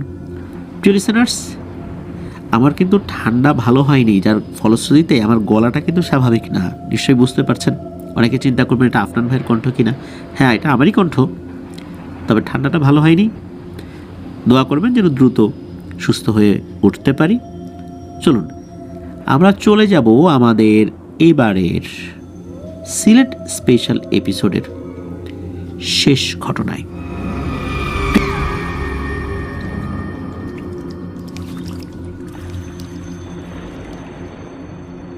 প্রিয় লিসেনার্স, দেখতে দেখতে এবারের সিলেট স্পেশাল এপিসোডের শেষ ঘটনাতে চলে এসেছি। এখন যে ঘটনাটি আপনাদের সাথে শেয়ার করব, ঘটনাটি খুবই স্পর্শকাতর একটি ঘটনা। আর এতটাই স্পর্শকাতর যে এই ঘটনাটি সংশ্লিষ্ট বেশ কিছু স্থান আমরা গোপন করতে বাধ্য হচ্ছি। ঘটনাটি আমাদেরকে যিনি পাঠিয়েছেন তার নামটাও গোপন করতে বাধ্য হচ্ছি। তার বাড়ি সিলেট জেলার ওসমানীনগর থানার গোয়ালা বাজার এলাকায়। উনি একজন পুলিশ কনস্টেবল, তবে বর্তমানে উনি র্যাপিড অ্যাকশন ব্যাটালিয়ন র্যাব 2-এ কর্মরত রয়েছেন। তো বুঝতেই পারছেন, যেহেতু আমরা বলেছি ঘটনাটি স্পর্শকাতর, তাই আইনের সাথে ব্যাপারটার একটা সম্পর্ক রয়েছে। চলুন ঘটনাতে চলে যাই। এই ঘটনাটি যখন ওনার সাথে ঘটে, উনি ওনার কিছু ব্যাচমেটকে বলেছিলেন, কিন্তু তারা বিশ্বাস করতে নারাজ। আর পুলিশ বাহিনীতে এসব বিশ্বাস করা লোক পাওয়া খুবই দুর্লভ। তারপরও ওনার 2-3 জন ব্যাচমেট তারা এই বিষয়ে কিছুটা উপলব্ধি করতে পারে। ওই 2-3 জন ব্যাচমেট বিশ্বাস করে যে আসলেই তার সাথে এরকম একটা ঘটনা ঘটেছিল। ঘটনাটি যখন ঘটে তখন উনি পুলিশ বাহিনীতে কর্মরত ছিলেন। তো ঘটনাটি ঘটে 2023 সালের একটি সময়ে। 2023 সালের 8ই জুন ওনার বদলি হয় সিলেট বিভাগের হবিগঞ্জ জেলার একটি পুলিশ তদন্ত কেন্দ্রে। তদন্ত কেন্দ্রের নাম বললে সিলেট রুটে যারা আসা যাওয়া করেন, হবিগঞ্জ দিয়েই তো যেতে হয়, তারা প্রত্যেকেই ওই জায়গাটা চিনতে পারবেন এবং ওই তদন্ত কেন্দ্র কোনটা সেটাও বুঝতে পারবেন। এই জন্য আমি সেটা বলছি না। আর ঘটনাটা যেদিন শুরু হয় তারিখটা ছিল 2023 সালের 19শে নভেম্বর। ওই দিন ওনাদের পুলিশ তদন্ত কেন্দ্রের সামনে একটা ওরস মাহফিল চলছিল এবং সেই উপলক্ষে একটা বড় মেলার আয়োজনও করা হয়। ওই সময় ওনার ডিউটি ছিল না, উনি ওনার ব্যাচমেটদের সাথে ওইখানে বেড়াতে গিয়েছেন। হঠাৎ করে ওনার তদন্ত কেন্দ্রের মুন্সি কারা? মুন্সি হচ্ছে বিভিন্ন তদন্ত কেন্দ্র বা থানাতে লিখে দেওয়ার জন্য, কেস লেখা বা কিছু আবেদন লেখা, এই কাজ করার জন্য মুন্সি থাকে। কখনো কখনো পুলিশের মধ্যে থেকেও কেউ এই কাজ করেন বা বাইরে থেকেও কোনো লোক এই কাজের দায়িত্বে থাকেন আর কি। তো যাই হোক, ওই তদন্ত কেন্দ্রের মুন্সি ওনাকে কল করেছেন এবং তাকে বলেন যে তাড়াতাড়ি তদন্ত কেন্দ্রে আসার জন্য একটা জরুরি ডিউটিতে যেতে হবে। তখন বাজে বিকাল 5টার মতো। তো উনি যত তাড়াতাড়ি তদন্ত কেন্দ্রে এসে হাজির হয়েছেন, তখন তাকে জানানো হয় যে একটি লাশ পাওয়া গিয়েছে, সেই লাশটার পোস্টমর্টেম বা ময়নাতদন্ত যেটা, এটাতে যেতে হবে। এখন ওই ফাঁড়িতে একটা নিয়ম ছিল যে নতুন আসবে, সে নতুন আসার পর যদি পরে, এটাকে পিএম বলে আর কি, পরে যদি কোনো পিএম আসে তাহলে ওই নতুন সদস্য পিএম অর্থাৎ পোস্ট মর্টেম করাতে লাশ নিয়ে যেতে হবে। মানে নতুন কোনো সদস্য যে আসবে সেই এগুলোতে যাবে, পরে আবার নতুন কেউ আসলে সে আবার যাবে, এইভাবে আর কি। এটা ওখানকার একটা সিস্টেম আর কি। এখন তার উপায় নাই, তাকেই যেতে হবে। তখন উনি ওই তদন্ত কেন্দ্রে নতুন, তো যাই হোক উনি তো যেতে রাজি হয়েছেন। তখন ওনাকে বলা হয় যে লাশটা থানায় আসে নাই, লাশটা এই তদন্ত কেন্দ্রের এরিয়ার মধ্যেই একটা জায়গা রয়েছে, সেখানে একটা বাজার সংলগ্ন একটা জঙ্গল রয়েছে, ওই জঙ্গলের ভিতর খালের মতো দেখতে একটা ছোট পুকুর রয়েছে, সেখানে কিছু লোকজন দেখেছে এবং ফোন দিয়ে জানিয়েছে। তখন উনি একজন সাব ইন্সপেক্টরের সাথে লাশটা নিতে রওনা দেন। তো উনি তো তড়িঘড়ি করে পোশাক পরে রেডি হয়েছেন। তখন ওনার স্যারের সাথে গিয়ে উনি যাবেন, সাথে একজন সিনিয়র ড্রাইভার ছিল। আর তদন্ত কেন্দ্রে তো আসলে পুলিশ থাকে কম, যে বিশাল একটা ফোর্স নিয়ে যাবেন বিষয়টা এরকম না, অল্প কয়েকজন লোক মিলেই যেতে হয়। আর একজন সাব ইন্সপেক্টর পদমর্যাদার অফিসারকে যেতে হয়, কারণ তাকে সুরতহাল রিপোর্ট করতে হয়। সুরতহাল রিপোর্ট হচ্ছে যখন একটা ডেড বডি পাওয়া যায়, ওইটার কী অবস্থায় তারা পেয়েছে, আশেপাশের পরিবেশ পরিস্থিতি কেমন ছিল, তার শরীরে কোনো দাগ আছে কি না, বা উনি যেটা পর্যবেক্ষণ করেছেন। কারণ যখন ট্রেনিং করানো হয় তখন তো সুরতহাল রিপোর্ট কীভাবে করতে হয় সেটা তো জানানো হয় আর কি। এরপরে তো ময়নাতদন্ত আছেই। তো যাই হোক, এই জন্য কিন্তু একজন অফিসারকে যেতে হয়। তো তারা গিয়েছেন ওখানে। আগে থেকেই ওখানে 2-3 জন স্থানীয় লোক তাদেরকে অভ্যর্থনা জানান, তারা দাঁড়িয়েছিলেন। তারা জানায় যে বাকি পথটা গাড়ি নিয়ে যাওয়া যাবে না, কারণ ওই পথে গাড়ি চলে না, প্রায় 0.5 কিলোমিটার হেঁটে যেতে হবে, আর ওইদিকে মানুষজনও থাকে না। তো ওনারা গাড়ি থেকে নেমে হাঁটতে হাঁটতে ওই লোকদের সাথে রওনা দিয়েছেন। প্রতিমধ্যে অন্য কোনো মানুষকেও পেলেন না, ওই জায়গাটা খুব শুনশান নীরব। তো ওনারা যেতে যেতে একটা সময় ওইখানে গিয়ে পৌঁছানোর পর দেখা যায় যে এই লাশটি আসলে কোনো প্রাপ্ত বয়স্ক মানুষের নয়, এটি একটি বাচ্চার লাশ। আশেপাশে গাছগাছালি লতাপাতায় ঘেরা একটা জনমানবহীন জায়গা এটা। আর রাস্তা বলতে ওইটা ছিল একটা ছোট একটা জমির আইলের মতো, দুদিকে শুধু গাছ আর লতাপাতা। ওই জায়গায় যাওয়ার মতো আসলে ওরকম হেঁটে যাওয়ার মতো রাস্তাও নাই। তো 20 মিনিট হাঁটার পর যখন ওইখানে পৌঁছেন, তো ওনারা তো এটা দেখেছেন। আর একটা গর্তের মতো খাল বলা যেতে পারে, পানি খুবই অল্প। আর ওখানে কিন্তু কেউ ডুবে মারা যাবে না। আর এই বাচ্চাটা পানিতে ডুবেও মারা যায়নি, বাচ্চার অর্ধেকটা পানিতে অর্ধেকটা উপরে, এমন অবস্থায় পড়ে আছে। এটা দেখার পর ওনার বুকের মধ্যে একটা মোচড় দিয়ে ওঠে। এত ছোট্ট একটা বাচ্চার লাশ এখানে কে ফেলে দিয়ে গেল? মনের ভেতর তখন অনেকগুলো প্রশ্ন উকি দিল।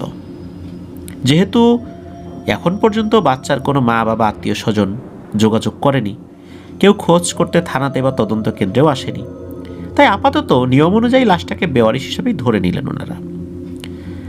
আর উনি এটাও ভাবছিলেন যে আসলে একটা মানুষ কিভাবে এই কাজটা করতে পারে। কেউ না কেউ তো এই কাজটা করেছে। এখন লাশটাকে পানি থেকে তুলে নিয়ে আসা হলো। আর সাব ইন্সপেক্টর যিনি ছিলেন উনি একটা কাগজের মধ্যে লাশের বিবরণটা লেখা শুরু করলেন। তো লাশটা ভালো করে দেখার পর উনি বুঝতে পারলেন যে এটা একটা মেয়ে বাচ্চা, যার বয়স আনুমানিক 7 থেকে 10 দিনের ভেতর হতে পারে। লাশটা দেখার পর উপস্থিত সবারই খুব মায়া হতে থাকে যে এইভাবে বাচ্চাটাকে হত্যা করে এখানে ফেলে রাখলো। তো যাই হোক, আসলে হত্যা যে করা হয়েছে এতটা মানে সে যে এমনি এমনি মারা যায় নাই এটা নিশ্চিত, কারণ হত্যাকাণ্ডের বেশ কিছু আলামত ওই বাচ্চাটার শরীরে ছিল। সর্বোচ্চ 10 দিনের একটা বাচ্চা যে হাঁটতে পারে না, কথা বলতে পারে না, কারোর সাথে ঝগড়া বিবাদ থাকারও কথা নয়, কিন্তু তার এরকম নির্মম মৃত্যু কেন হলো এটা তো তদন্ত সাপেক্ষ বিষয়। তো যাই হোক, লাশটাকে নেয়ার জন্য তার একটা পলিথিন ইউজ করলেন, একটা পলিথিনের ব্যাগে ঢুকিয়েছেন। লাশটা ছোট ছিল, মানে বাচ্চাটা তো একদম ছোট আর কি। এরপর ওনারা হাঁটতে থাকেন, মিনিট 20 হাঁটার পর আবার ওনারা ওনাদের গাড়ির কাছে চলে আসেন, বাচ্চাটাকে গাড়িতে রেখেছেন এবং তদন্ত কেন্দ্রের উদ্দেশ্যে ওনারা রওনা হয়েছেন। তদন্ত কেন্দ্রে আসতে মোটামুটি রাত 8টার মতো বেঁচে যায়। তদন্ত কেন্দ্রে আসার পর তদন্ত কেন্দ্রের যিনি আইসি স্যার ওনাকে জানান যে সকাল 10টায় লাশ নিয়ে হবিগঞ্জ সরকারি মেডিকেল কলেজে যেতে হবে পোস্টমর্টেমের জন্য, মানে ময়না তদন্তের জন্য। আপাতত লাশটা রেখে দিতে হবে এখানে, গাড়ির ভেতরেই রেখে দিতে হবে, এটা বললেন আর কি। তো যাই হোক, সেই মোতাবেক কাজটা করা হয় এবং লাশটাকে একটু দেখাশোনা করার জন্য একজন ব্যাটসম্যানকে দায়িত্ব দেওয়া হয়, মানে আমাদেরকে যিনি ঘটনা পাঠিয়েছেন তারই একজন ব্যাটসম্যানকে দায়িত্ব দেওয়া হয়। উনি খাওয়া দাওয়া করে আবার ওই মেলা দেখতে চলে গিয়েছেন, মনটা তার খারাপ, তারপর মেলা দেখতে গিয়েছেন। এভাবে মেলা দেখে রাত 1টার দিকে উনি আবার তদন্ত কেন্দ্রে ফেরত এসেছেন। যখন এসেছেন তখন লাশ পাহারায় থাকা ওনার ব্যাটসম্যান ওনাকে বলে একটা অস্বাভাবিক ব্যাপার, সেটা হলো পলিথিনের ভিতরে কি যেন নড়াচড়া করছে। তো সে আর সাহস করে নাই কি এটা দেখার জন্য। তখন এই ভাই আবার কি করেছেন, উনি আবার ওই পলিথিনটা চেক করেছেন, ওর ভিতরে কোনো ইঁদুর টিঁদুর ঢুকলো কিনা, ব্যাং ট্যাং ঢুকলো কিনা। পলিথিনটা খুলে দেখা যায় না, সব কিছু ঠিকঠাক আছে, লাশটা একদম স্বাভাবিক অবস্থায় আছে। এটা নিয়ে আবার তাকে বেশ কিছু কথাও শোনান রসিকতা করে, যে কি থেকে কি দেখলা। সকালবেলা লাশটা নিয়ে হবিগঞ্জের উদ্দেশ্যে ওনারা রওনা দেন। যেহেতু অনেকটা পথে যেতে হবে, সারাদিন লাগবে, এই জন্য উনি কী করেছেন, ওনার এক ফ্রেন্ডকে সাথে নিয়েছেন, সে ওই এলাকারই। তো মেডিকেলে যাওয়ার পর লাশটা মর্গে ঢুকান, ডোম আবার কিছু টাকা পয়সাও চেয়ে বসে। আর বাচ্চার লাশটা তো বেওয়ারিশ লাশ, বাচ্চাটাকে দেখে তার খুব মায়া হয়। এখন টাকা দেওয়ার মতো তো কেউ নাই, বাধ্য হয়ে উনি নিজে থেকেই সব খরচ বহন করেন আর কি। দুপুর 1:30টার দিকে ওই ডোম ওনাকে বলেন যে ডাক্তার এসেছেন, তার উপস্থিতিতে লাশটা কাটা হবে। তো যাই হোক, অল্প সময়ের মধ্যে মোটামুটি 1 ঘন্টার মধ্যে লাশটা ওনাকে বুঝিয়ে দেন, অন্য ফর্মালিটি শেষ করা হয়। লাশ পাওয়ার পর উনি ওনার তদন্ত কেন্দ্রের যিনি আইসি স্যারের সাথে ফোনে কথা বলেন এবং তিনি বলেন যে যেহেতু বেওয়ারিশ লাশ, তুমি শুরু থেকেই ছিলা, আর লাশটার প্রতি তোমার একটা মায়া জন্মে গেছে, তা তুমি নিজে থেকেই লাশটা গোসল দিয়ে দাফন কাফন সম্পন্ন করে তারপর তদন্ত কেন্দ্রে আসো। তখন আঞ্জুমানে মফিদুল ইসলামের সাথে, এই আঞ্জুমানে মফিদুল ইসলামকে আপনারা অনেকেই চেনেন, যারা বেওয়ারিশ লাশ দাফন করছেন, এরকম কাজের সাথে জড়িত আছেন তারা। তো এই সংস্থার সাথে কথা বলা হয়, তো তাদের সাথে যোগাযোগ করার পর তারাও আসেন। আসরের নামাজের পর লাশ নিয়ে হবিগঞ্জ কবরস্থান রোডে সকলে সমবেত হন। বিকাল 4টার দিকে ওখানে আসরের নামাজ শেষ করে জানাজা করে ওখানে অবশ্য গোসল করানো হয়েছে আর কি, ওখানে গোসলের জায়গা ছিল, তারপরে দাফন করা হয়। বাচ্চাটা এতটা মায়াবী ছিল যে আসলে না দেখলে বিশ্বাসই করা যাবে না, খুবই মায়াবী চেহারা ছিল। আমি কেন বলছি, কারণ এই ভাই উনি কোথা থেকে এই ডেড বডিটা উদ্ধার করেছেন, কিভাবে কি কাজ করেছেন, একদম দাফন পর্যন্ত বিভিন্ন ছবি আমাদেরকে পাঠিয়েছেন। সঙ্গত কারণে সেই ছবিগুলো আমরা প্রকাশ করছি না। তো যাই হোক, 6 থেকে 7 জন মিলে জানাজার নামাজ আদায় করেছেন, দাফন করা হয়। এরপর উনি ওনার তদন্ত কেন্দ্রের উদ্দেশ্যে রওনা দিয়েছেন। তদন্ত কেন্দ্রে আসার পর ওই দিন রাত্রে ওনার স্ত্রীকে সব কিছু বলেন যে কীভাবে ঘটনাটা ঘটেছে, কি করেছেন উনি। তো ওনার নিজেরও তো একটা মেয়ে বাচ্চা আছে, যে বাচ্চার মায়াটা কেমন হয় সেটা তো বুঝতে পারেন উনি। এরপর 2 থেকে 3 দিন সবসময় ওই বাচ্চাটার কথা ওনার মনে হতো। আর নিয়ম অনুযায়ী ওনারা কিন্তু খোঁজ করছেন যে এই ঘটনাটা কেন ঘটলো, এর পেছনে কারা জড়িত আছে, কেন মারা গেল, কে হত্যা করলো, কিন্তু কোনো তথ্য পাওয়া যাচ্ছিল না। 5 দিনের দিন উনি রাতের বেলা ঘুমের মধ্যে একটা স্বপ্ন দেখেন। স্বপ্নে ওই বাচ্চাটার মতো দেখতে একটা বাচ্চা, খুব সুন্দর পোশাক পরা, তার কাছে আসে, এসে বলে, আঙ্কেল আমাকে কি ভুলে গেছেন, আমার কথা আপনার মনে হয় না? তো এটা দেখার পর তো ওনার ঘুম ভেঙে গেছে। উনি চিন্তা করছেন যে বাচ্চার কথা সবসময় মনে হয়, তো এই জন্য হয়তো বা স্বপ্নটা দেখেছেন। উনি আবার ঘুমিয়ে পড়েছেন। তো ওই রাত্রে আর কোনো স্বপ্ন দেখেন নাই। পরের দিন থেকে আরও টানা 3 দিন উনি একই স্বপ্ন দেখেছেন, যে ওই বাচ্চাটা এসে বলছে যে আঙ্কেল আমার কথা ভুলে গেছেন, আমার কথা মনে পড়ে না। তো বিষয়টা উনি স্বাভাবিকভাবে নিয়েছেন। বিষয়টা উনি ওনার স্ত্রী এবং ওনার 2 ব্যাচমেটকে বলেছেন। তো ব্যাচমেটরা তো এটা নিয়ে হাসি তামাশা করেছে, আর ওনার স্ত্রী বলেছে এটা তোমার মনের ভুল, এইটা আসলে তুমি নিজে থেকে কাজ করেছো, তো এই জন্য বিষয়টা তোমার মনের মধ্যে বেশি কাজ করছে, এই জন্য তুমি স্বপ্নের মধ্যে এটা দেখছো। এরপরে 2 দিনের মাথায় আবার উনি একই স্বপ্ন দেখেছেন। তবে এবার বাচ্চাটা বলছে, আঙ্কেল একটা কাজ করে দেন না, আমার মা বাবাকে একটু খুঁজে দেন, আমি আমার মা বাবাকে চিনি না, আপনি আমাকে নিয়ে আসছেন, তাই আপনার স্বপ্নে আসি, আমার মা বাবাকে আপনি কষ্ট করে খুঁজে দেন। এখন উনি আবার স্বপ্নের মধ্যে বলছেন যে আমি তো চেষ্টা করলাম, কাউকে তো খুঁজে পেলাম না, কেউ তো যোগাযোগ করলো না, আমি কীভাবে তোমার মা বাবাকে এনে দিব? তখন ওই বাচ্চাটা বলে ওঠে, আমাকে যারা এই সুন্দর ভুবনে বেঁচে থাকতে দিল না, তাহলে তাকে এনে দেন। তখন ওই ভাই স্বপ্নের মধ্যেই বলেন যে তোমাকে কে বেঁচে থাকতে দিল না? তখন ওই বাচ্চাটা বলে, আমি তো মৃত অবস্থায় জন্মগ্রহণ করিনি, জীবিত অবস্থায় জন্মগ্রহণ করেছি, আমাকে হত্যা করা হয়েছে, কে মেরেছে আপনি খুঁজে বের করেন। এই কথা শোনার সাথে ওনার ঘুম ভেঙে যায়। সেই রাত্রে ওনার ঘুম হয় নাই, খুব ভয় পেয়ে যান আসলে ওর সাথে হচ্ছেটা কি। এরপরে উনি 3 দিন ছুটি নিয়ে চলে যান বাড়িতে গিয়ে ওনার স্ত্রীকে সব কথা খুলে বলেন। তো ওনার স্ত্রী তো বিশ্বাস করতে চান না যে 2023 সালে এসে কি এমন ঘটনা হয় নাকি, সব তোমার মনের ভুল। তো যাই হোক, এরপরেও ওনার স্ত্রীর খালার হাজব্যান্ড একজন কবিরাজের সন্ধান ওনাকে দেন।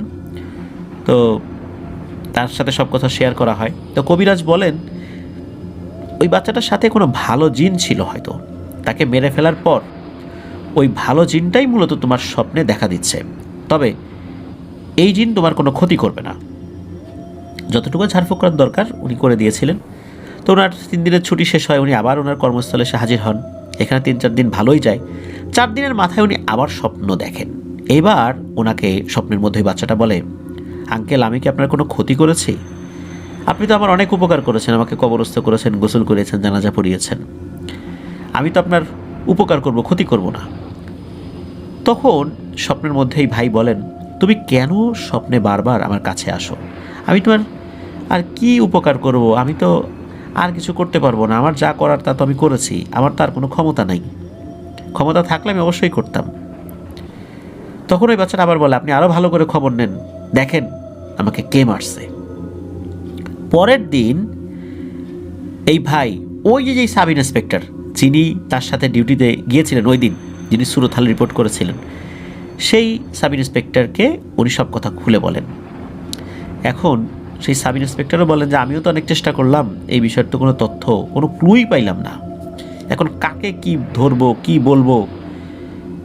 আমি তো নিজে থেকেও খোঁজ খবর নিয়েছি, বাচ্চাটাকে দেখে আমারও খারাপ লাগছিল, কিন্তু এটা নিয়ে তো আর বেশি দূর আগানো সম্ভব হচ্ছে না।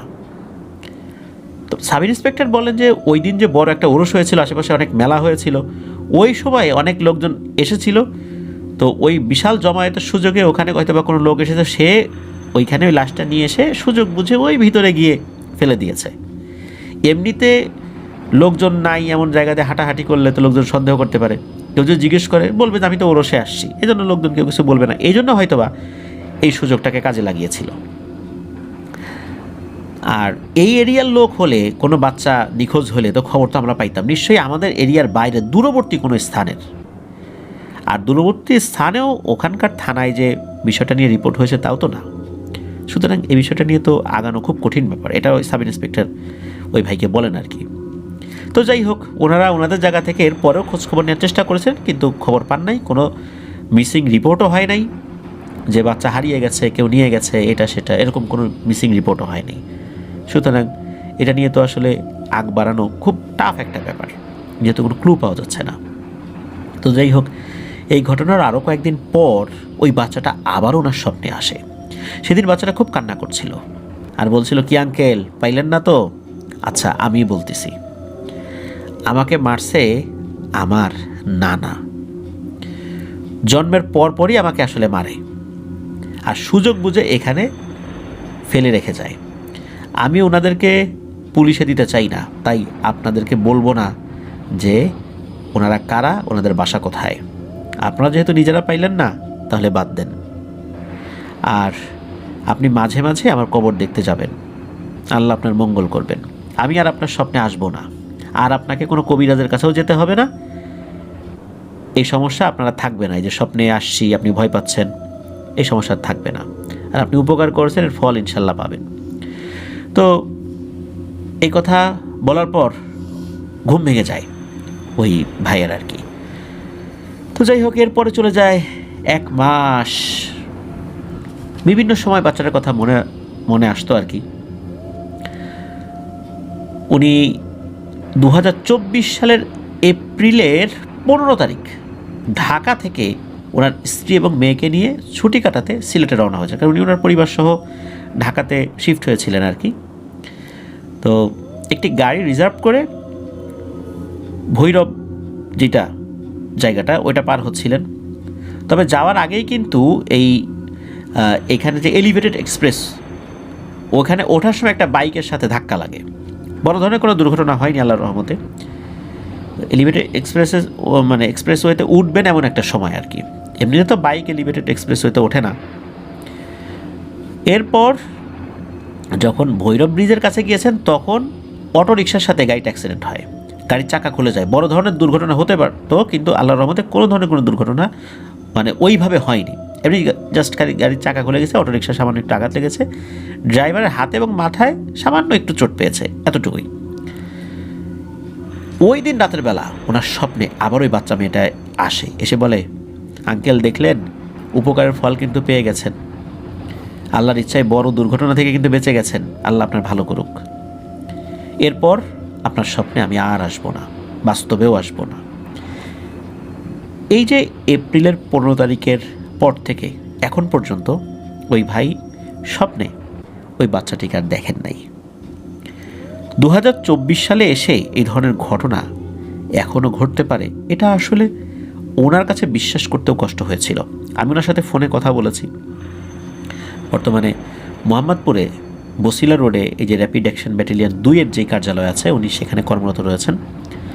তো ওনার নাম বলছি না, কোন তদন্ত কেন্দ্রে উনি ছিলেন সেটা বলছি না। বুঝতেই পারছেন ঘটনার কতটা স্পর্শকাতর। যেহেতু আইনশৃঙ্খলা রক্ষাকারী বাহিনীর সাথে সংশ্লিষ্ট ব্যাপারটা, তাই অনেক কিছুই আমাদেরকে অ্যাভয়েড করে যেতে হলো। প্রিয় লিসেনার্স, আসলে এভাবে অনেকেই কি নৃশংসভাবে শিশুদেরকে হত্যা করছেন। মানুষ কতটা নৃশংস হলে এই শিশুরাও বাদ যাচ্ছে না। আল্লাহ আমাদেরকে হেফাজত করুন। যেখানে ছোট শিশু তারা যদি মারা যায়, যারা পরকালে মা বাবার মুক্তির কারণ হবে, সেই শিশুকে হত্যা করলো তারই আপন নানা।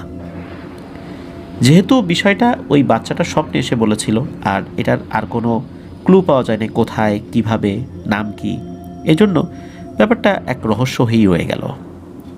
হয়তো এই রহস্যের জট আর কোনোদিনই খুলবে না, বা খুলতে পারে অনেক পরে। প্রিয় লিসেনার্স, আজকের এপিসোড এ পর্যন্তই ছিল। জানি না আমাদের এবারের এপিসোডের ঘটনাগুলো আপনাদের কাছে কেমন লেগেছে। সিলেট স্পেশাল এপিসোডে যেই ঘটনাগুলো শেয়ার করলাম, যারা ঘটনা পাঠিয়েছেন তাদের সকলকে অন্তঃস্থল থেকে ধন্যবাদ জানাচ্ছি। আর যারা এখনও ঘটনা পাঠাচ্ছেন, তাদের ঘটনাগুলো সিলেক্টেড হলে আমরা অন্য কোনো একটা এপিসোডের সাথে যুক্ত করে সেই ঘটনাগুলো ইনশাল্লাহ আমরা আবার প্রচার করব। হয়তোবা সিলেট স্পেশাল এপিসোডে প্রচার করলাম না, কিন্তু অন্য এপিসোডে যে প্রচার হবে না তা কিন্তু নয়। সিলেক্টেড হলে অবশ্যই সেটাও প্রচারিত হবে। প্রিয় লিসেনার্স, বিদায় নিচ্ছি। আমার জন্য দোয়া করবেন, আমার পরিবারের জন্য দোয়া করবেন, আপনাদের জন্য দোয়া রইল, আপনাদের পরিবারের প্রত্যেকের জন্য দোয়া রইল। মহান আল্লাহ সুবহানাহু ওয়া তাআলা আমাদেরকে ভালো রাখুন, সুস্থ রাখুন, নিরাপদে রাখুন, আপনার দ্য হরর ওয়ার্ল্ডের সাথে রাখুন। আসসালামু আলাইকুম। প্রিয় লিসেনার্স,